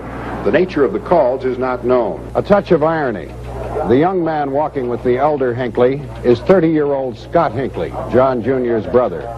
He and Vice President Bush's son, Neil, are friends. They had planned to have dinner together in Denver tonight. The plans have been canceled. We were told Hinckley was a madman acting alone. If that was the case, why was he making phone calls from a payphone down the road instead of his hotel room? Why was the would-be assassin's brother a family friend of the man who stood to gain the presidency? While Reagan led the nation in the public eye, Bush exploited his power through the largely unknown Continuity of Government Directive. In the United States federal government, there is a super-secret agency which controls this shadow government. The National Program Office allowed Bush and his network to attain executive emergency powers. Ronald Reagan authorized the National Program Office when he signed a top-secret directive in 1982. Oliver North was one of the key officers responsible for the program's startup. Under the NPO's direction, 4 agencies were charged with execution of the Doomsday Plan: the CIA, the Departments of State and Defense, and the Federal Emergency Management Agency. An effort was being made to consolidate continuity of government programs across several major departments of the government under one office. After 8 years of secret wars, covertly sponsored revolution and assassination had advanced globalist interests and allowed Bush to achieve his lifelong dream by becoming the 43rd president of the United States.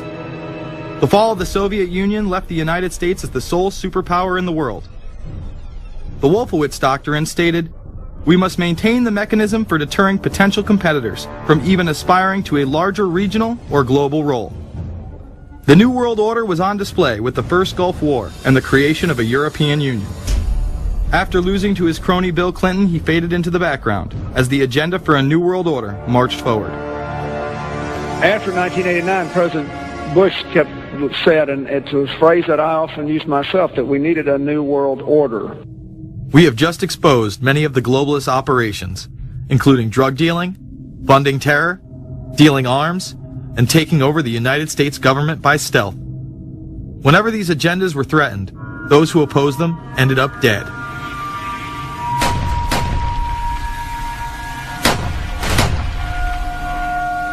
We've got some difficult days ahead, but it really doesn't matter with me now, because I've been to the mountaintop.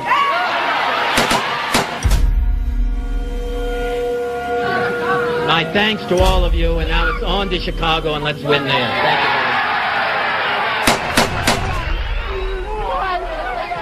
you. Gave a paper about all three of the big assassinations in the 60s, which was John F. Kennedy, Bobby Kennedy, and Martin Luther King. And there are certain common denominators. I call these events deep events.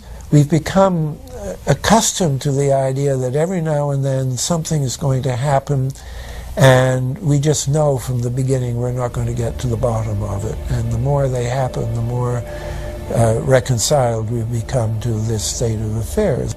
In 1978, the House Select Committee on Assassinations could not ignore there was a conspiracy in regards to the assassination of John F. Kennedy and Martin Luther King Jr. Good evening. A congressional committee has concluded that President John Kennedy and civil rights leader Martin Luther King Jr., both of them, were probably killed as the result of conspiracies.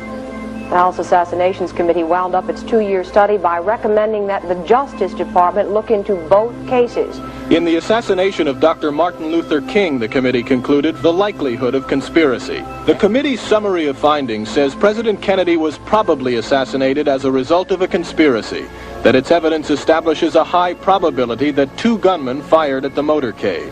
The committee concluded that President Kennedy did not receive adequate Secret Service protection in Dallas, that the CIA was deficient in sharing information before and after, that the Justice Department and Warren Commission failed to pursue possible conspiracies and made their conclusions too definite.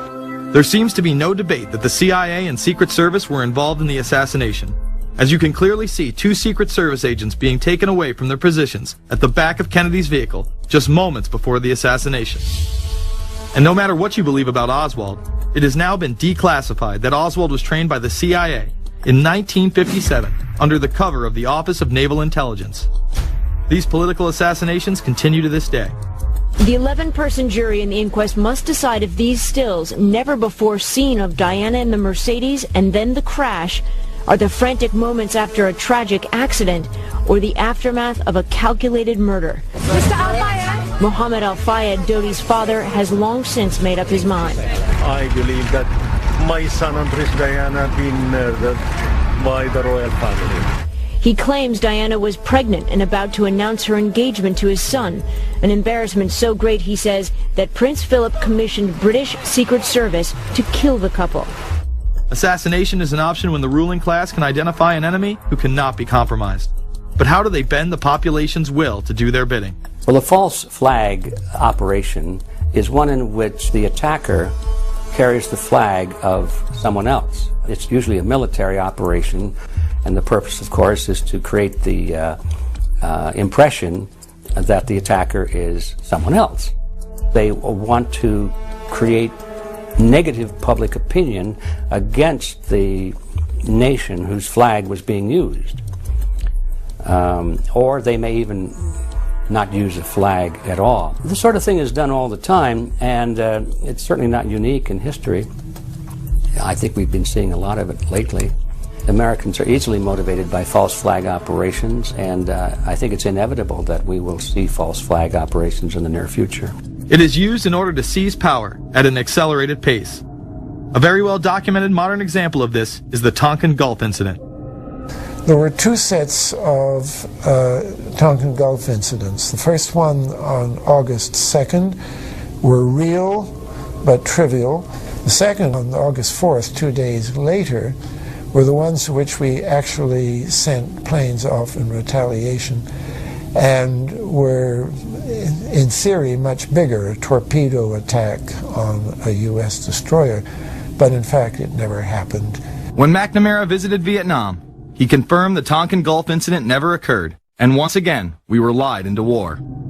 To this day, I don't know what happened on August 2nd and August 4th, 1964 in the Tonkin Gulf. The general provided the answer, saying his Navy attacked the Maddox on August 2nd. But on the 4th, nothing happened. There was absolutely nothing, he said. We know for a fact now that NSA and CIA both falsified their reports up to Johnson on that day to make it look as if there had been an attack. Upon the fall of communism, a new threat had to be established in order to maintain their military-industrial complex and keep the people in fear of invisible enemies. More modern examples of this have been used not only to start conflicts abroad, but to instill fear in large populations in order to demonize groups and further erode civil liberties. The majority of people still believe that Timothy McVeigh was a right-wing extremist who bombed the Oklahoma City building with a Ryder truck because he was upset with the government. People close to the event told a very different story.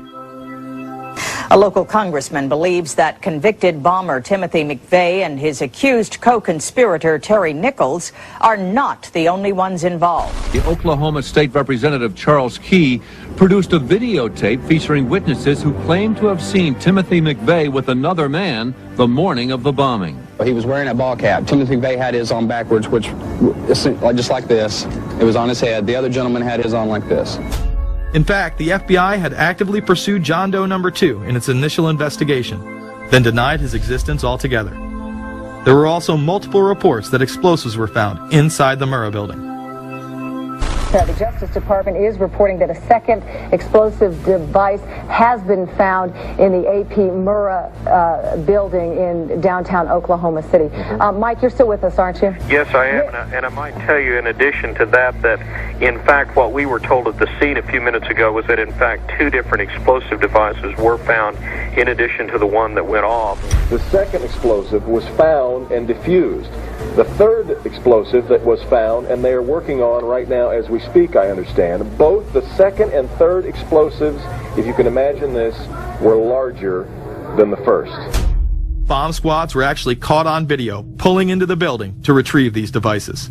They'll back that trailer down there, and the bomb squad folks will go in, and they will use that trailer. You see the bucket on the back there, this is how they would transport the explosive device away from this populated area to try to do something with it. I just took a look down the street at the Murrah building again. I see another bomb truck going, so apparently they're going to try to get out that third bomb that's been talked about.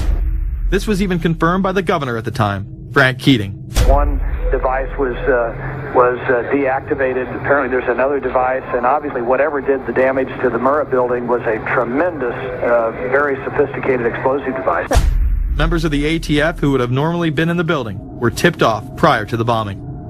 He saw what appeared to be a police bomb squad truck near the Murrah building 2 hours before the blast. It had a shield on the side of the door, and it said bomb disposal or bomb squad below it, and I really found that interesting. Another witness who spoke to ABC News on the condition of anonymity will tell the grand jury tomorrow he was told by an ATF official agents working in the building had been warned in advance not to come to work. He just came out and told me that the ATF wasn't in the building that day. They'd been tipped by their pagers not to come to work, which I was flabbergasted. McVeigh would even claim in a letter written to his sister, which was published by the New York Times, that he was actually recruited for black operations, which included smuggling drugs into the United States, as well as assassinations. One may brush this off as the ravings of a madman. However, McVeigh was filmed at the Camp Grafton military facility in North Dakota on August 3, 1993. McVeigh's official records state that he was discharged over a year prior from the Army Reserve in May of 1992. Perhaps even more interesting is that Camp Grafton was specializing in training troops in explosives and demolitions at the time. When all was said and done, the security tapes reported to have captured the entire thing on video were rounded up and classified. In 2009, they were finally released, and magically none of them caught the bombing. The excuse being they were all having their tapes changed at that exact moment. This event would be labeled domestic extremism, which was used to demonize critics of world government, militias, and create fear within the populace. Muslim extremism seemed to show its ugly face in then unprecedented fashion on February 26, 1993. A truck bomb had gone off in the parking area of the World Trade Center. Luckily, the bombers failed to follow instructions and parked the truck carrying the explosives against the main support column. What is not discussed, however, is the bomb was actually built by an FBI informant under the supervision of the FBI. Ahmed Salam, a former Egyptian army officer who had been doing undercover work for the FBI, was the man who actually built the bomb. When he was told that he would have to use real bomb-making material instead of harmless substitutes, he became suspicious and began taping his conversations with FBI officials.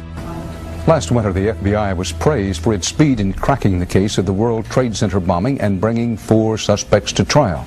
Now, there is some evidence that the FBI may have known of the plot in advance through an informant and might even have stopped the bombing that killed 6 people. Notice the media emphasizes that they might have been able to stop it. They then gloss over the fact that the bomb was built by their agent under FBI supervision in conjunction with the district attorney. FBI agents might have been able to prevent last February's deadly explosion at New York's World Trade Center. They discussed secretly substituting harmless powder for the explosives, but they didn't, according to the FBI's own informant, Imad Salem. Unbeknownst to the FBI at the time, Salem recorded many of his conversations with his handlers. The actual recording where Salam discusses this with his FBI handler, John Antiseb, was released years after the trial. You got paid regularly for good information. I mean, the expenses were a little bit out of the ordinary, and it was really questioned. Don't tell Nancy I told you this. Well, I have to tell her, of course. Well, then if you have to, you have to. Yeah, because, I mean, the lady was being honest, and I was being honest, and everything was submitted with receipts. Yeah. And now it's questionable. It's not questionable. It's like a little out of ordinary. Okay. You know. All right. I don't think it was. If that's what you think, guys, fine. But I don't think that, because we was start already building the bomb, which is went off in the World Trade Center. It was built by supervision from the Bureau and the GA, and we was all informed about it, and we know that the bomb start to be built. By who? By your confidential informant. What a wonderful, great case. Following the convictions of the Muslims who were too inept to make their own bomb and park the vehicle in the proper area, Salam was pulled into the FBI's Witness Protection Program, where he has never been heard from again. Prior to the largest and most devastating terrorist attack on U.S. soil, the United States was poised as the first truly global superpower. Brzezinski would muse in 1997 that geostrategic success would represent a fitting legacy of America's role as the first, only, and last truly global superpower, and that the only way to mobilize Americans was a truly massive and widely perceived direct external threat. In September of 2000, a neoconservative think tank called the Project for a New American Century echoed Brzezinski's statements, saying the United States is the world's only superpower, combining preeminent military power, global technological leadership, and the world's largest economy. An engine for New World Order ideals, members of PNAC included Dick Cheney, Donald Rumsfeld, Jeb Bush, Scooter Libby, William Kristol, and Paul Wolfowitz. Describing the difficulty in projecting force, they write the process of transformation is likely to be a long one, absent some catastrophic and catalyzing event, like a new Pearl Harbor. This takes us full circle to the September 11th attacks of 2001. In my previous film, Fabled Enemies, I expose in great detail the Saudi Arabian, Pakistani, and Israeli connections in conjunction with this international intelligence operation. In the early 1980s, bin Laden worked with operatives from U.S. intelligence, the Pakistani military, and Arab states. They ran a wide-ranging covert network that recruited and financed Muslim fighters to battle the Soviet army. The hijackers that were trained at U.S. military installations and protected by the FBI and CIA. The military exercises leading up to 9/11, and those that took place as the attacks occurred. Open line. Surveillance, Sergeant Richmond. Sergeant Richmond, Sergeant Light from Cheyenne Mountain Test Control. How are you? I'm doing fine. Okay, I need you to terminate all exercise inputs coming to Cheyenne Mountain at this time. Copy. And stay on loop until I verify that where the connectivity is disconnected on the exercise side only. Okay, no, do not do any more inputs on the exercise side and stand by. I got Cheyenne Mountain on the line. Terminating all exercise inputs.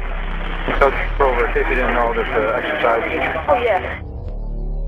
The Black Ops program, Able Danger, and the shadow government involvement.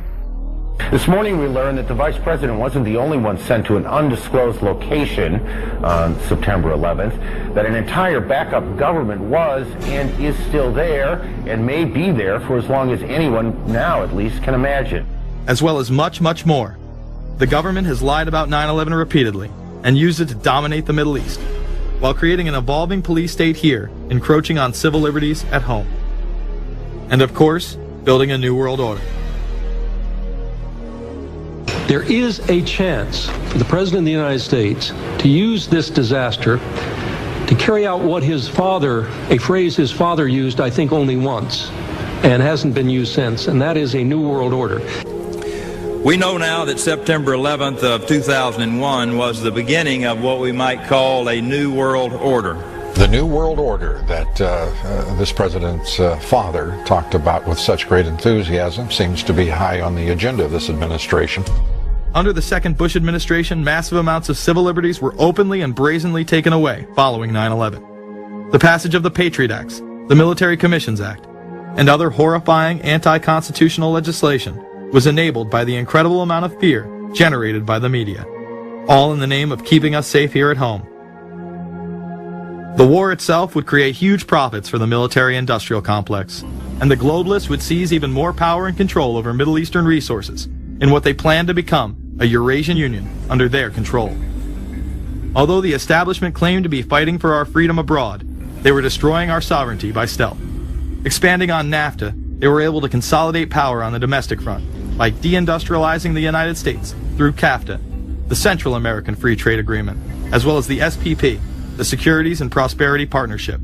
Opponents, however, say the initiative is nothing less than a plan to create a North American Union that would eliminate sovereignty for all three nations. Building on the North American Free Trade Agreement, the NAFTA section of the Commerce Department is busy drafting laws and regulations for a North American Union, a union of Canada, America, and Mexico. The President has attended secret meetings and signed at least 2 agreements under the Security and Prosperity Partnership Program. The stated goal established by Presidents Bush, Fox, and Prime Minister Paul Martin is integration by 2010. It's a plan from the business elites, the political elites, that will cost more American jobs, cost American sovereignty, but it would fulfill the President's father's vision. Now, former United States Trade Ambassador Robert Zoellick is talking about it again with renewed vigor. This time, a new world order with business at the helm of trade and economic policy. It's an agenda that goes hand in hand with the United States, Mexico, and Canada working quietly and behind the scenes to promote a common market with common deregulation for the benefit of multinational corporations. It's remarkable to me, the arrogance, the idea of just simply throwing away the nation's sovereignty, but they're trying to do so in so many ways. People better understand that they mean exactly what they're saying. It's a new world order they're trying to create. Dobbs, the only mainstream anchor to expose the New World Order, resigned shortly after bullets were fired into his home. The elite do not plan on waiting around for these unions to be formed before implementing the next step in global government. Through the vast global economic crisis of the last few years, they have been able to devalue the dollar and undermine it as the world's reserve currency. They have allowed the Federal Reserve and IMF to consolidate power by taking control of the Securities and Exchange Commission, as well as issuing a global currency instead of the dollar, disguised as a special drawing rights unit. This aspect of the New World Order was announced at the G20 in April of 2009. There is a big thing that's going to happen in London at this G20, and then they're hiding it, they're camouflaging it, they're not talking about it. Coordination of international regulation. What they are going to do is to put our Fed and our SEC under the control, in effect, of the IMF. The New World Order, that's what they're planning in there, is to undermine the U.S. currency, and it's just really sad. What it really is putting the American economy under international regulation. Yeah. And those people who have been yelling, oh, the UN's going to take over global Conspiracy government. theorists. They've been crazy, but now they're right. There's 20 or whatever people in the G20, say there's 20 ministers, thousands of us, and we can't get our voices heard. When Geithner said he would be open to the idea of a global currency last week, those conspiracy people had said and suggested that for years. Right. You're not wrong. Cash is becoming weeded out. Cash will most likely be eliminated or extremely difficult to use in many situations, so that you'll have to use the global currency or the electronic currency. Even though a physical global currency is yet to exist, groups such as BRIC are openly promoting a new reserve currency, which is a conglomerate of Brazil, Russia, Indonesia, and China. Get everyone in the whole world using one currency, which some people think that's a good idea. Russian President Dmitry Medvedev recently showed off a sample coin of the new world currency at the G8 in July of 2009. We have also agreed today additional resources of $1 trillion that are available to the world economy through the International Monetary Fund and other institutions. This includes 250 billion from special drawing rights, the reserve currency of the IMF, drawing rights that will be issued to countries who are part of the International Monetary Fund. I think a new world order is emerging, and with it the foundations of a new and progressive era of international cooperation. The head of the European Union is also calling for global government. 2009 is also the first year of global governance, with the establishment of the G20 in the middle of the financial crisis. Gordon Brown has called for a world constitution. We now need nothing short of a world constitution for the global financial system. Both Gordon Brown and Barack Obama had been groomed to be the next Anglo-American spokesman for this new world order after Bush and Blair stepped down. Here is Gordon Brown in front of the CBI prior to him being chosen to become Prime Minister. And it's only now that we can begin to understand that the world order that globalization brings and what it's going to look like. But what does the new world order mean for countries like ours who are looking to succeed? And the question for us is how we meet and master all these challenges to ensure that Britain enhances its competitiveness in the process and realizes what I believe is our destiny of success in this new world order. A new world is emerging. It is a new world order with significantly different and radically new challenges for the future. President Barack Obama has also espoused similar views on globalism. Here he is in Berlin, Germany, in July of 2008, in what media have dubbed his New World Order speech. Well, there have been extraordinary scenes in Berlin tonight as thousands of people gathered to hear Barack Obama deliver key foreign policy speech on his current European tour. The Democratic presidential hopeful laid out his vision for America's place in a new world order. In this new world, such dangerous currents have swept along faster than our efforts to contain them. And that is why we cannot afford to be divided. No one nation, no matter how large or powerful, can defeat such challenges alone. But the burdens of global citizenship continue to bind us together. In this new century, Americans and Europeans alike will be required to do more, not less. Partnership and cooperation among nations is not a choice. It is the only way, the one way, to protect our common security and advance our common humanity. That is why America cannot turn inward. That is why Europe cannot turn inward. America has no better partner than Europe. Now the time to build new bridges across the globe as strong as the one that binds us across the Atlantic.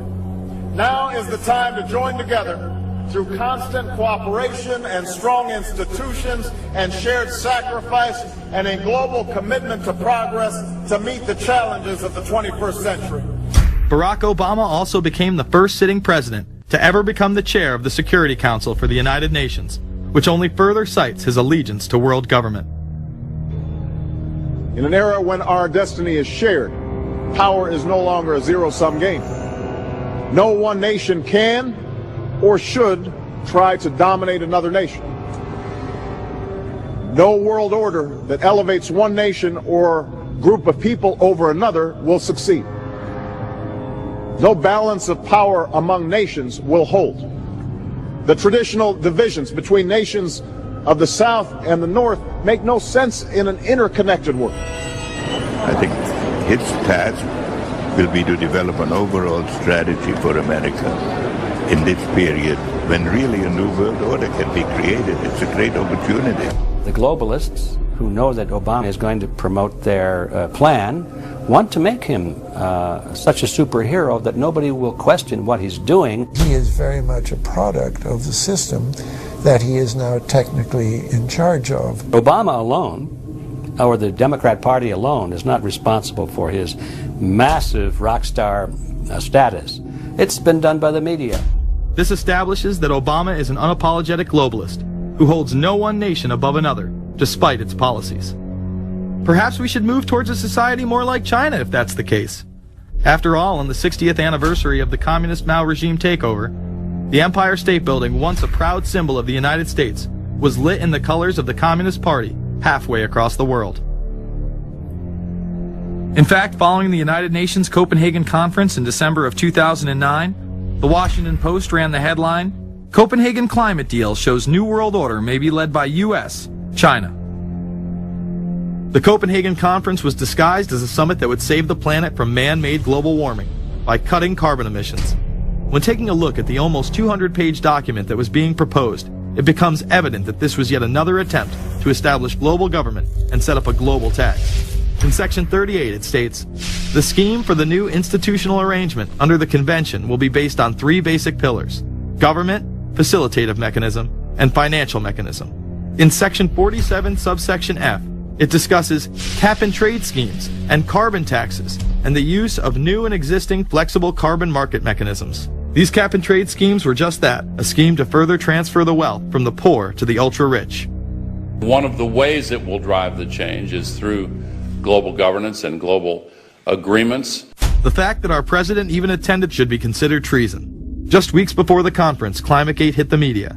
Secret emails confirm that many of the United Nations lead scientists had engaged in fraud in order to promote the idea that man-made global warming was occurring and that carbon dioxide was a toxic gas. In reality, they admitted the Earth had been cooling for the last decade and that they had destroyed the source data in order to ensure the scientific community would be unable to review their findings. Bill Jones was forced to resign from his position at East Anglia University, and Penn State has launched an investigation into Michael Mann.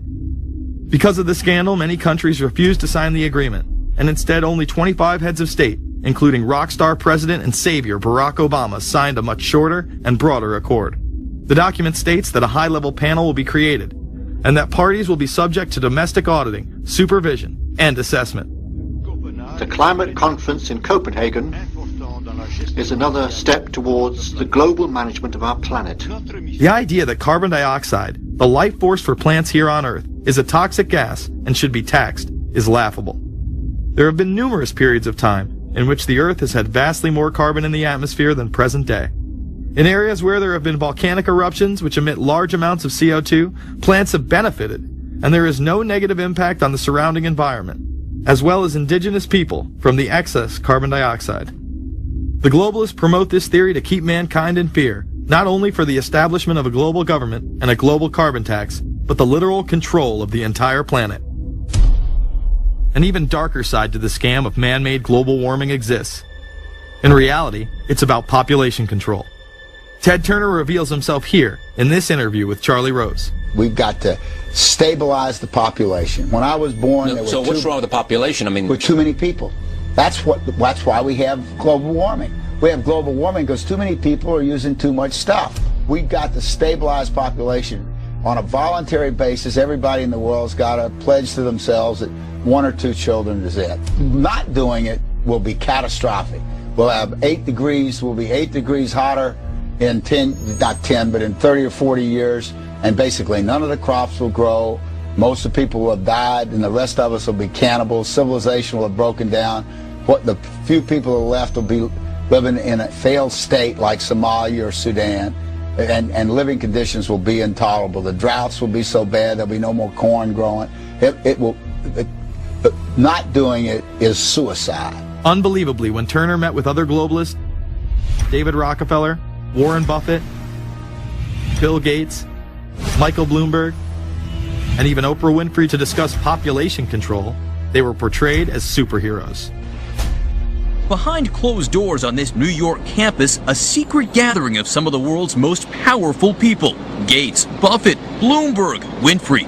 It was like the Super Friends. In the great hall of the Justice League, there are assembled the world's 4 greatest heroes. Together with others at the meeting, including George Soros, Ted Turner, David Rockefeller, they're worth more than $125 billion. The new Superman and Wonder Woman, the super rich friends, not fighting bad guys, but fighting for good nonetheless. Would a superhero call for a one-child policy? Would a superhero call for population control? In a recent interview, he claims that 2 billion people would be ideal. That means 4 billion plus must die to accommodate a man who owns more acreage than anyone else on the planet. Let's not forget that Ted Turner is the president of the United Nations Foundation. There are countless examples of how we are being indoctrinated to accept these kind of conditions and believe that man and his activities are the problem. From the promotion of climate cops, we're the carbon cops and we're on the lookout for energy wasters, to phony liberals and conservatives getting together to promote climate change. Hell, let's face it, we're polar opposites. We couldn't be further apart. I'm on the left, and I'm usually right. And we strongly disagree. Except on one issue. Tell them what it is, Reverend Pat. That would be our planet. Taking care of it is extremely important. We all need to work together, liberals and conservatives. So get involved. It's the right thing to do. Now there you go again. The New World Order will stop at nothing to achieve planetary dominance.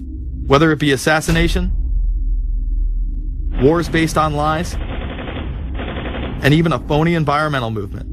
So it should come as no surprise that they have been tracking, tracing, and databasing our lives for years. Many people are aware that the Bush administration engaged in warrantless wiretaps on American citizens.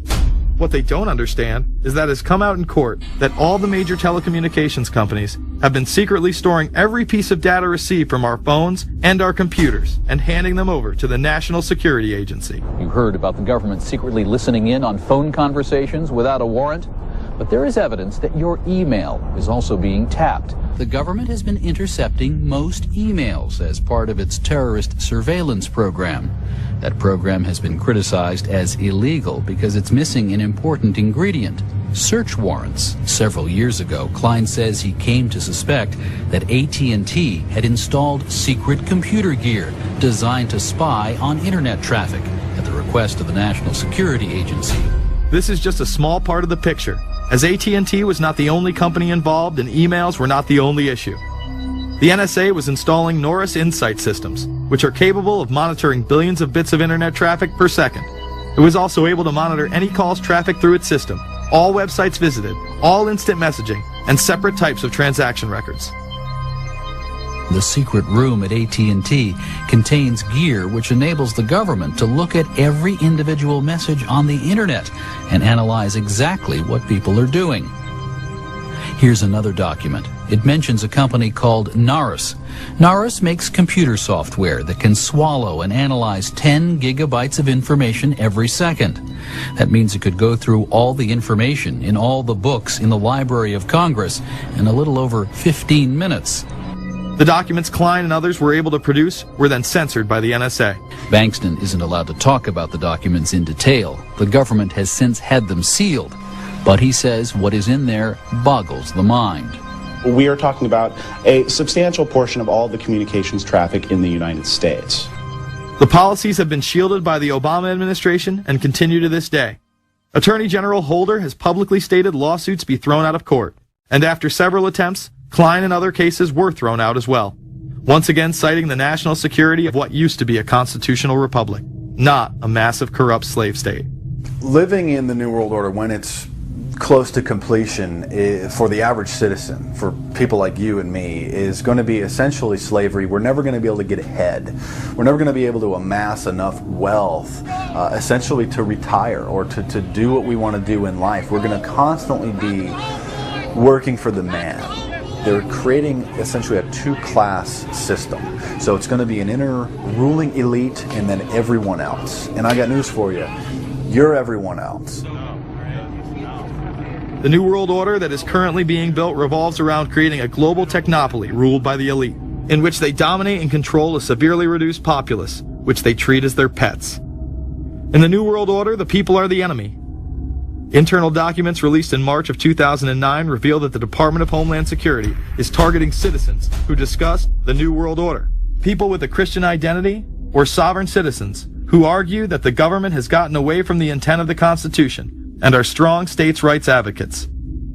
People who are anti-immigration, stating, extremists will argue that immigrants are taking the jobs of U.S. citizens during times of high unemployment and without paying taxes.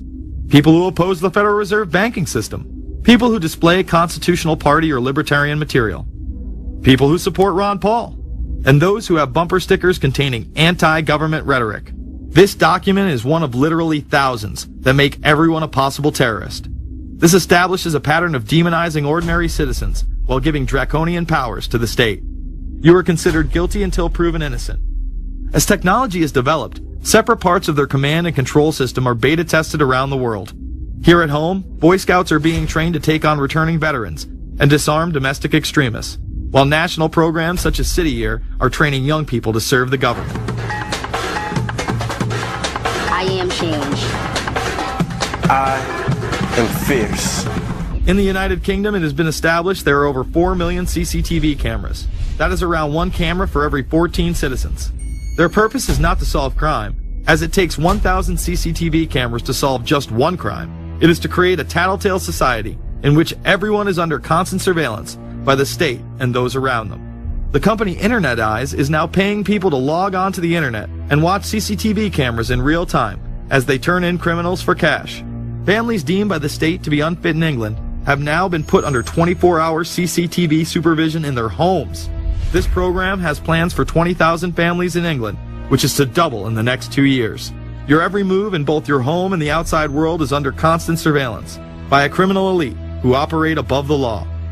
As we are constantly under the microscope, their activities remain in the shadows. Obama extended diplomatic immunity to Interpol with Executive Order 12,425. Further empowering criminal behavior within our own government. In the Middle East, endless wars will continue. Under the Obama administration, we have sent tens of thousands of more troops into Afghanistan. All while the same network exposed in the Iran-Contra affair discussed earlier controls the opium trade. It was revealed in October of 2009 that the CIA had been funding puppet Afghani leader Hamid Karzai's warlord brother for the last 8 years. He is the lead opium dealer in the region. It seems the same cartel that was dealing drugs in the 80s and 90s never stopped. After all, how else could the government fund black operation programs across the board? The Karzai regime has whole sections of it which are drug supported, and we can't touch it. We turned Afghanistan into the major supplier of heroin for the world. It happened under CIA supervision. This continues while many of the Taliban are literally on U.S. payrolls. Is there a possibility that we have Taliban employees?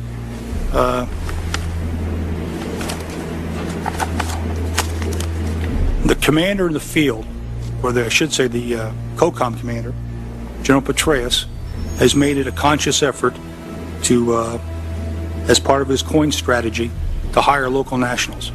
I can't talk in this forum, nor am I the qualified guy to talk about it, but there is no doubt in my mind, one day you're on one side of the ledger, the other day you may be on the other side of the ledger. Biometrics have been instituted in both Afghanistan and Iraq, where individuals are subject to fingerprint devices, iris scanners, and electronic databases to screen local residents as well as DNA tests. This includes anyone within the populace of a combat zone. Someone has to go out there with the biometric registration equipment, take your iris scans, take your scans and get you registered in the system like that. As scary and tyrannical as these systems seem to be, none may be as dangerous as the implantable RFID microchip. Through various pretenses, including terror, security, and entertainment, the chip has been promoted and integrated into society. In 2001, following the 9/11 terrorist attacks, the Jacobs family became the first family to be injected with microchips in front of a live television audience. We have a Florida family who are really pioneers in a brave new world. They have volunteered to be the first ever to have microchip identification devices implanted into their body. After 9/11, I was really concerned with the security of my family. In 2004, the FDA approved the use of RFID technology to be implanted into human beings. However, studies dating back to the 1990s show the implantable microchip has been linked to cancer in animals. But this has not slowed the agenda of control. In Barcelona, trendies get chips in order to receive VIP status at the exclusive Baja nightclub. A simple swipe of the arm gets them in without a line, and it pays for their drinks too. The Mexican government also chipped employees for security measures in 2004. We were interested today to hear that more than 100 law enforcement officials in Mexico are having microchips implanted in their arms. The chips allow a person to be scanned, sort of like a cereal box at the supermarket checkout. Mexico's Attorney General and 160 of his deputies have had microchips implanted in their arms. It is to provide access, said the Attorney General, to the right people in exclusive areas. Today, aside from being promoted as a device that can save your life by storing all of your medical information in it, it is being promoted as the next generation tool for video gaming. Sega developer Yu Suzuki plans on developing gaming technology using implantable RFIDs. He states, people that have some sort of chips in their bodies, to be able to keep track of vital signs. So it doesn't have to be a scary thing, but you could put a sensor here, you know, a bit like the Matrix, as he points to his arm. It's not really something only in the future. Some people already have them, chips in their bodies. Suzuki is correct. It has never been easier to order a microchip online and implant it under your skin. Microchips implanted in your hand, arm, or shoulder is just the beginning.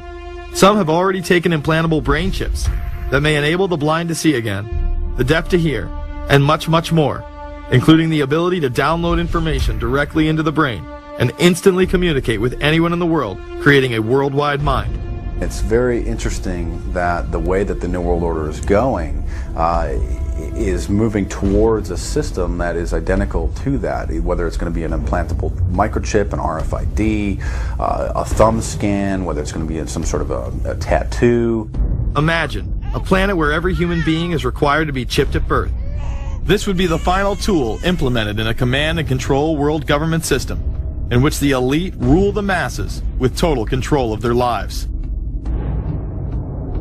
This is, of course, a terrible predicament for those of us who are convinced that this system is slowly but surely destroying this country and has to be changed. But we can't count on the elected presidents to do it, and we can't count on the elected Congress to do it.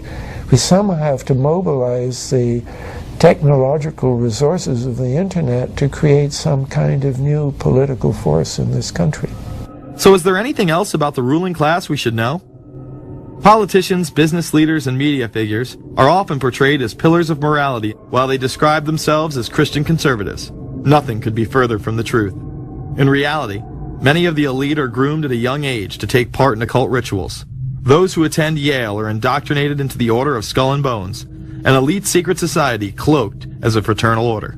Yale University is 300 years old this year, and were you to visit its campus, you would see that it still has exotic clubhouses, which look like tombs where Yale's legendary secret societies meet.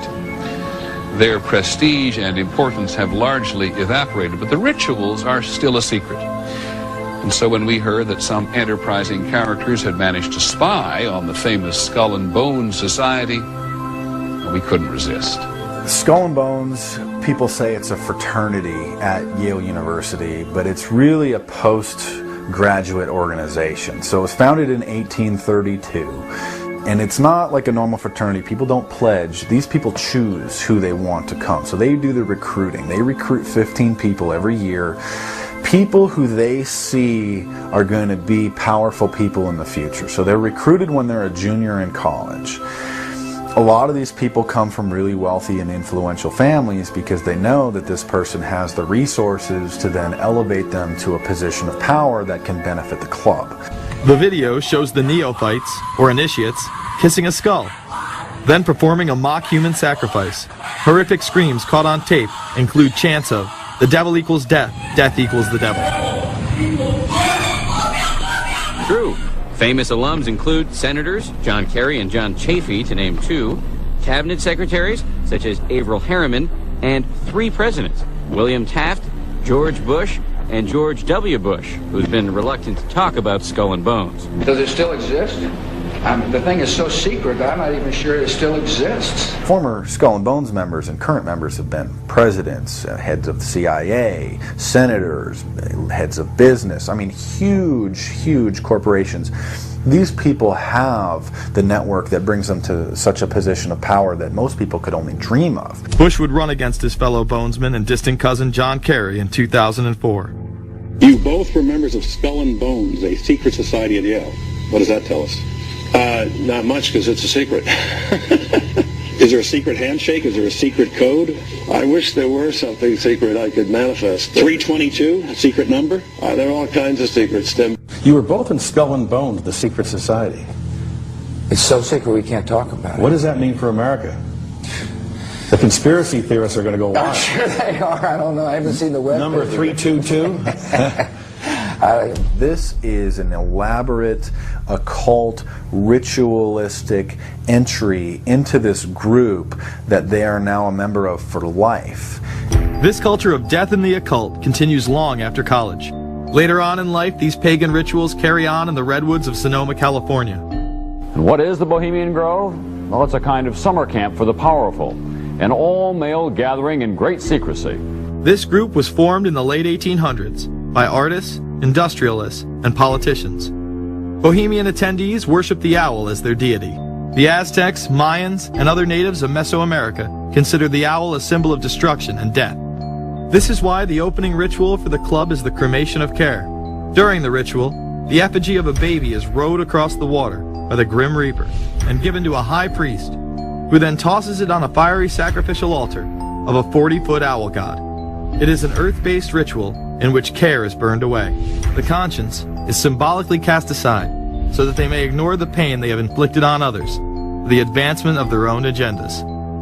With this ceremony called the cremation of care, that begins the 2-week encampment where the body of dull care, symbolizing woes and concerns, is burned on an altar in front of a big owl statue.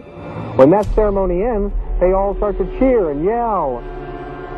You have to ask yourself why it is that somebody would want to do that, let alone these elite people. And if you look at the elite throughout history, many of the people that achieve pinnacles of power are into the occult. They seek a supernatural way to gain power. Why are Christian conservatives such as the Bushes and Newt Gingrich attending the Grove? And I recognize I'm not going to be invited to Renaissance Weekend or that Bohemian deal where Newt, Rush, and Dick all sit in a teepee naked beating on tom-toms. Why does the media barely mention the Grove? Because many of them are in attendance. Late political cartoonist Phil Frank of the San Francisco Chronicle draws a reporter thinking about his loyalties to Bohemian Grove as he takes notes for a story. Stories about what happens in these redwoods are hard to come by. A campground statue reminds Bohemians to keep their mouths shut about the Grove. Many world events have been shaped at the Grove, including the creation of the atomic bomb. Discussions at the Grove in the 1930s helped lead to the development of nuclear power and the atomic bomb. Every Republican president since Calvin Coolidge has been a member, as well as many Democrats, including Jimmy Carter. If you look at the membership lists of the Bohemian Grove and the Council on Foreign Relations, the Bilderberg Group, a lot of the key level people are overlapping and are involved in numerous groups. In addition to pagan rituals that take place there, this all-male club also deals with darker themes, through the plays Montezuma, which feature Aztec human sacrifice, and Faust, which feature Mephisto. Some of these plays are disturbingly flamboyant. Many of the elitists have a penchant for cross-dressing and singing show tunes. Perhaps that is why much of the all-male staff also happen to be homosexuals. Well, each year, many of them seem to have a stunt or try to come up with a stunt. Last year, in 1980, the popular button was Free the Fortune 500. Bohemian Grove that I attend one time at a time. It is the most faggot goddamn thing you will ever imagine. In 2004, the New York Post reported that gay porn star Chad Savage would be servicing moguls at the Bohemian Grove. In recent years, several politicians have been outed in scandals, including Senator Larry Craig, who tried to solicit sex from an undercover officer in 2007. Even more shocking, it was revealed in 2004 that right-wing blogger James Guckert, who had unprecedented access to the White House during the Iraq War, was actually Jeff Gannon, a madam and male prostitute for MilitaryStuds.com. During his 2 years writing for GOP USA and Talon News, Gannon officially made over 200 appearances at the White House. Oddly enough, over 24 of these visits would take place when there were no scheduled briefings. He failed to check in or out with the Secret Service on many other occasions, coming and going as he pleased. These type of activities are not new to the White House. In 1989, headlines involving callboys in the White House rocked the cover of the Washington Times. The Washington Times reported today that unidentified White House aides in the Carter, Reagan, and Bush administrations now are being investigated for using the services of a callboy ring. The paper reports that 2 of the male prostitutes were given a late-night tour of the White House last year. Hundreds of credit card receipts obtained by the Washington Times confirm that its clients were key officials of the Reagan and Bush administrations, military officers, congressional aides, and U.S. and foreign businessmen with close social ties to Washington's political elite. This ring extended beyond the White House and into Congressman Barney Frank's bedroom. Barney Frank, one of 2 openly homosexual members of Congress, acknowledged having used a male prostitute, whom he then hired as a personal employee. The man had keys to Frank's basement apartment on Capitol Hill. Frank paid him approximately $20,000 out of his own pocket to be his housekeeper and driver. But as first reported in today's Washington Times, the man was on probation for sex crimes and a drug conviction, and he ran a prostitution business out of Frank's home. Although Frank tried to claim ignorance, Stephen Goby, the prostitute in question, claimed that Frank was completely aware of what was going on, and was even receiving free and discounted sexual services. The fix seemed to be in. Frank was threatening members of Congress to remain silent prior to being exposed in this sex ring. Massachusetts Democrat Barney Frank, a homosexual, threatened to expose fellow congressmen he knew to be gay unless they stopped spreading rumors. Questions stopped and Frank walked away with a slap on the wrist. Some members of the Ethics Committee were disgusted. Do we tolerate, do we condone a member of this body who knowingly permits a house of prostitution to be operated out of his residence? You have just heard one of the most edited, selective garbage that has ever been put forth, in my opinion, in this House. Again, we see people of the highest levels of power involved in the most repulsive and decadent of crimes. They couldn't care less about the code of conduct that's taught in all major religions about treating others the way that you want to be treated.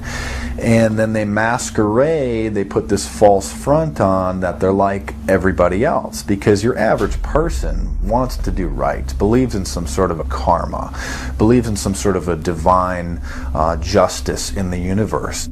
And so these people need to put on this front that they're like the average Joe in middle America, that they go to church every once in a while, and that they believe in an afterlife and a divine justice. And so they have to put on this front that they're like everybody else in order to get elected and to be accepted and to not have people look at them suspiciously, because if somebody goes around and openly admits that they were an atheist or that they were of some obscure religion, people aren't going to throw their support behind them as much, and they're not going to trust them as easily.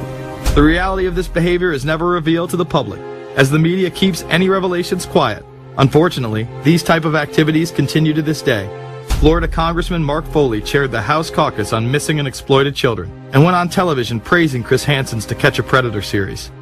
The Dateline piece has probably done more than any law we can create. Foley was later caught attempting to have sexual relations with numerous underage pages. Congressman Mark Foley, the man who championed the Child Protection Act of 2006, resigned after inappropriate emails and instant messages surfaced that he sent to former congressional pages. Once more, no charges were even filed.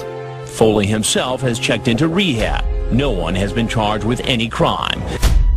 The predator class acts like Roman emperors, indulging in excess that includes sex with young boys while portraying themselves as men of the Lord. The insanity is that we have allowed an interwoven elite criminal class to rule over us while posing as the saviors of the planet. We have learned they will stop at nothing to achieve their goals and are not held accountable for their crimes. They prey on the system rather than protect it. This is not a new world order of peace and prosperity. It is not a world government to save the earth. During difficult times, we must remain ever vigilant against seemingly positive solutions imposed to suit their aims. Crises there will continue to be. In meeting them, whether foreign or domestic, great or small, there is a recurring temptation to feel that some spectacular and costly action could become the miraculous solution to all current difficulties. We are threatened by a superclass that control the flow of information and hide technology from the public. The prospect of domination of the nation's scholars by federal employment, project allocations, and the power of money is ever present and is gravely to be regarded.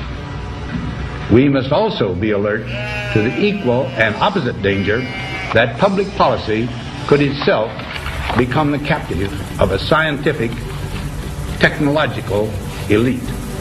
It is time to put down the remote control, to turn off your Xbox, and start paying attention.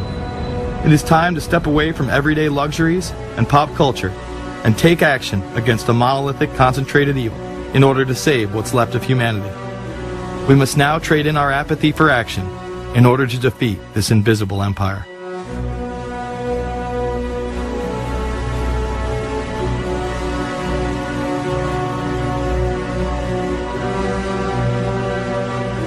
How set up are we to deal with this new world order?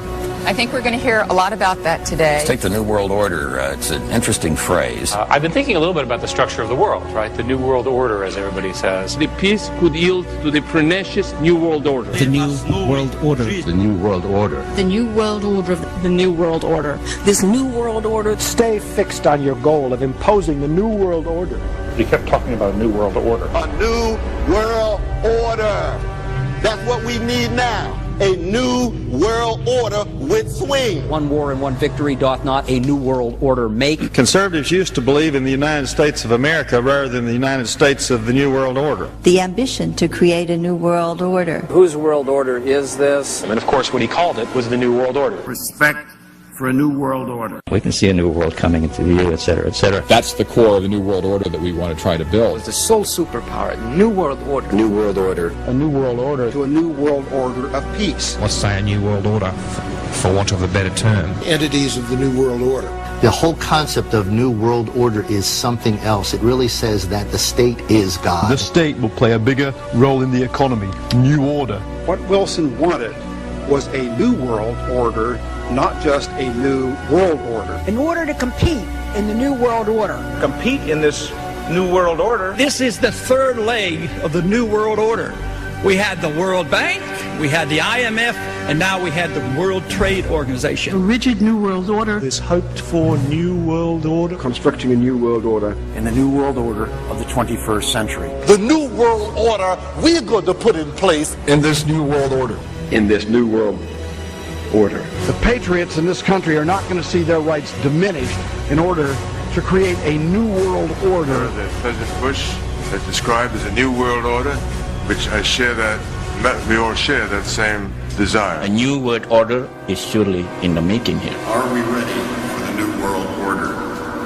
It's a timely and often controversial question. You don't hear a politician speak the way you do in America. It's about the future of Europe and a new world order. Mr. President, thank you so much, and I hope to have you again, and I hope to see you again.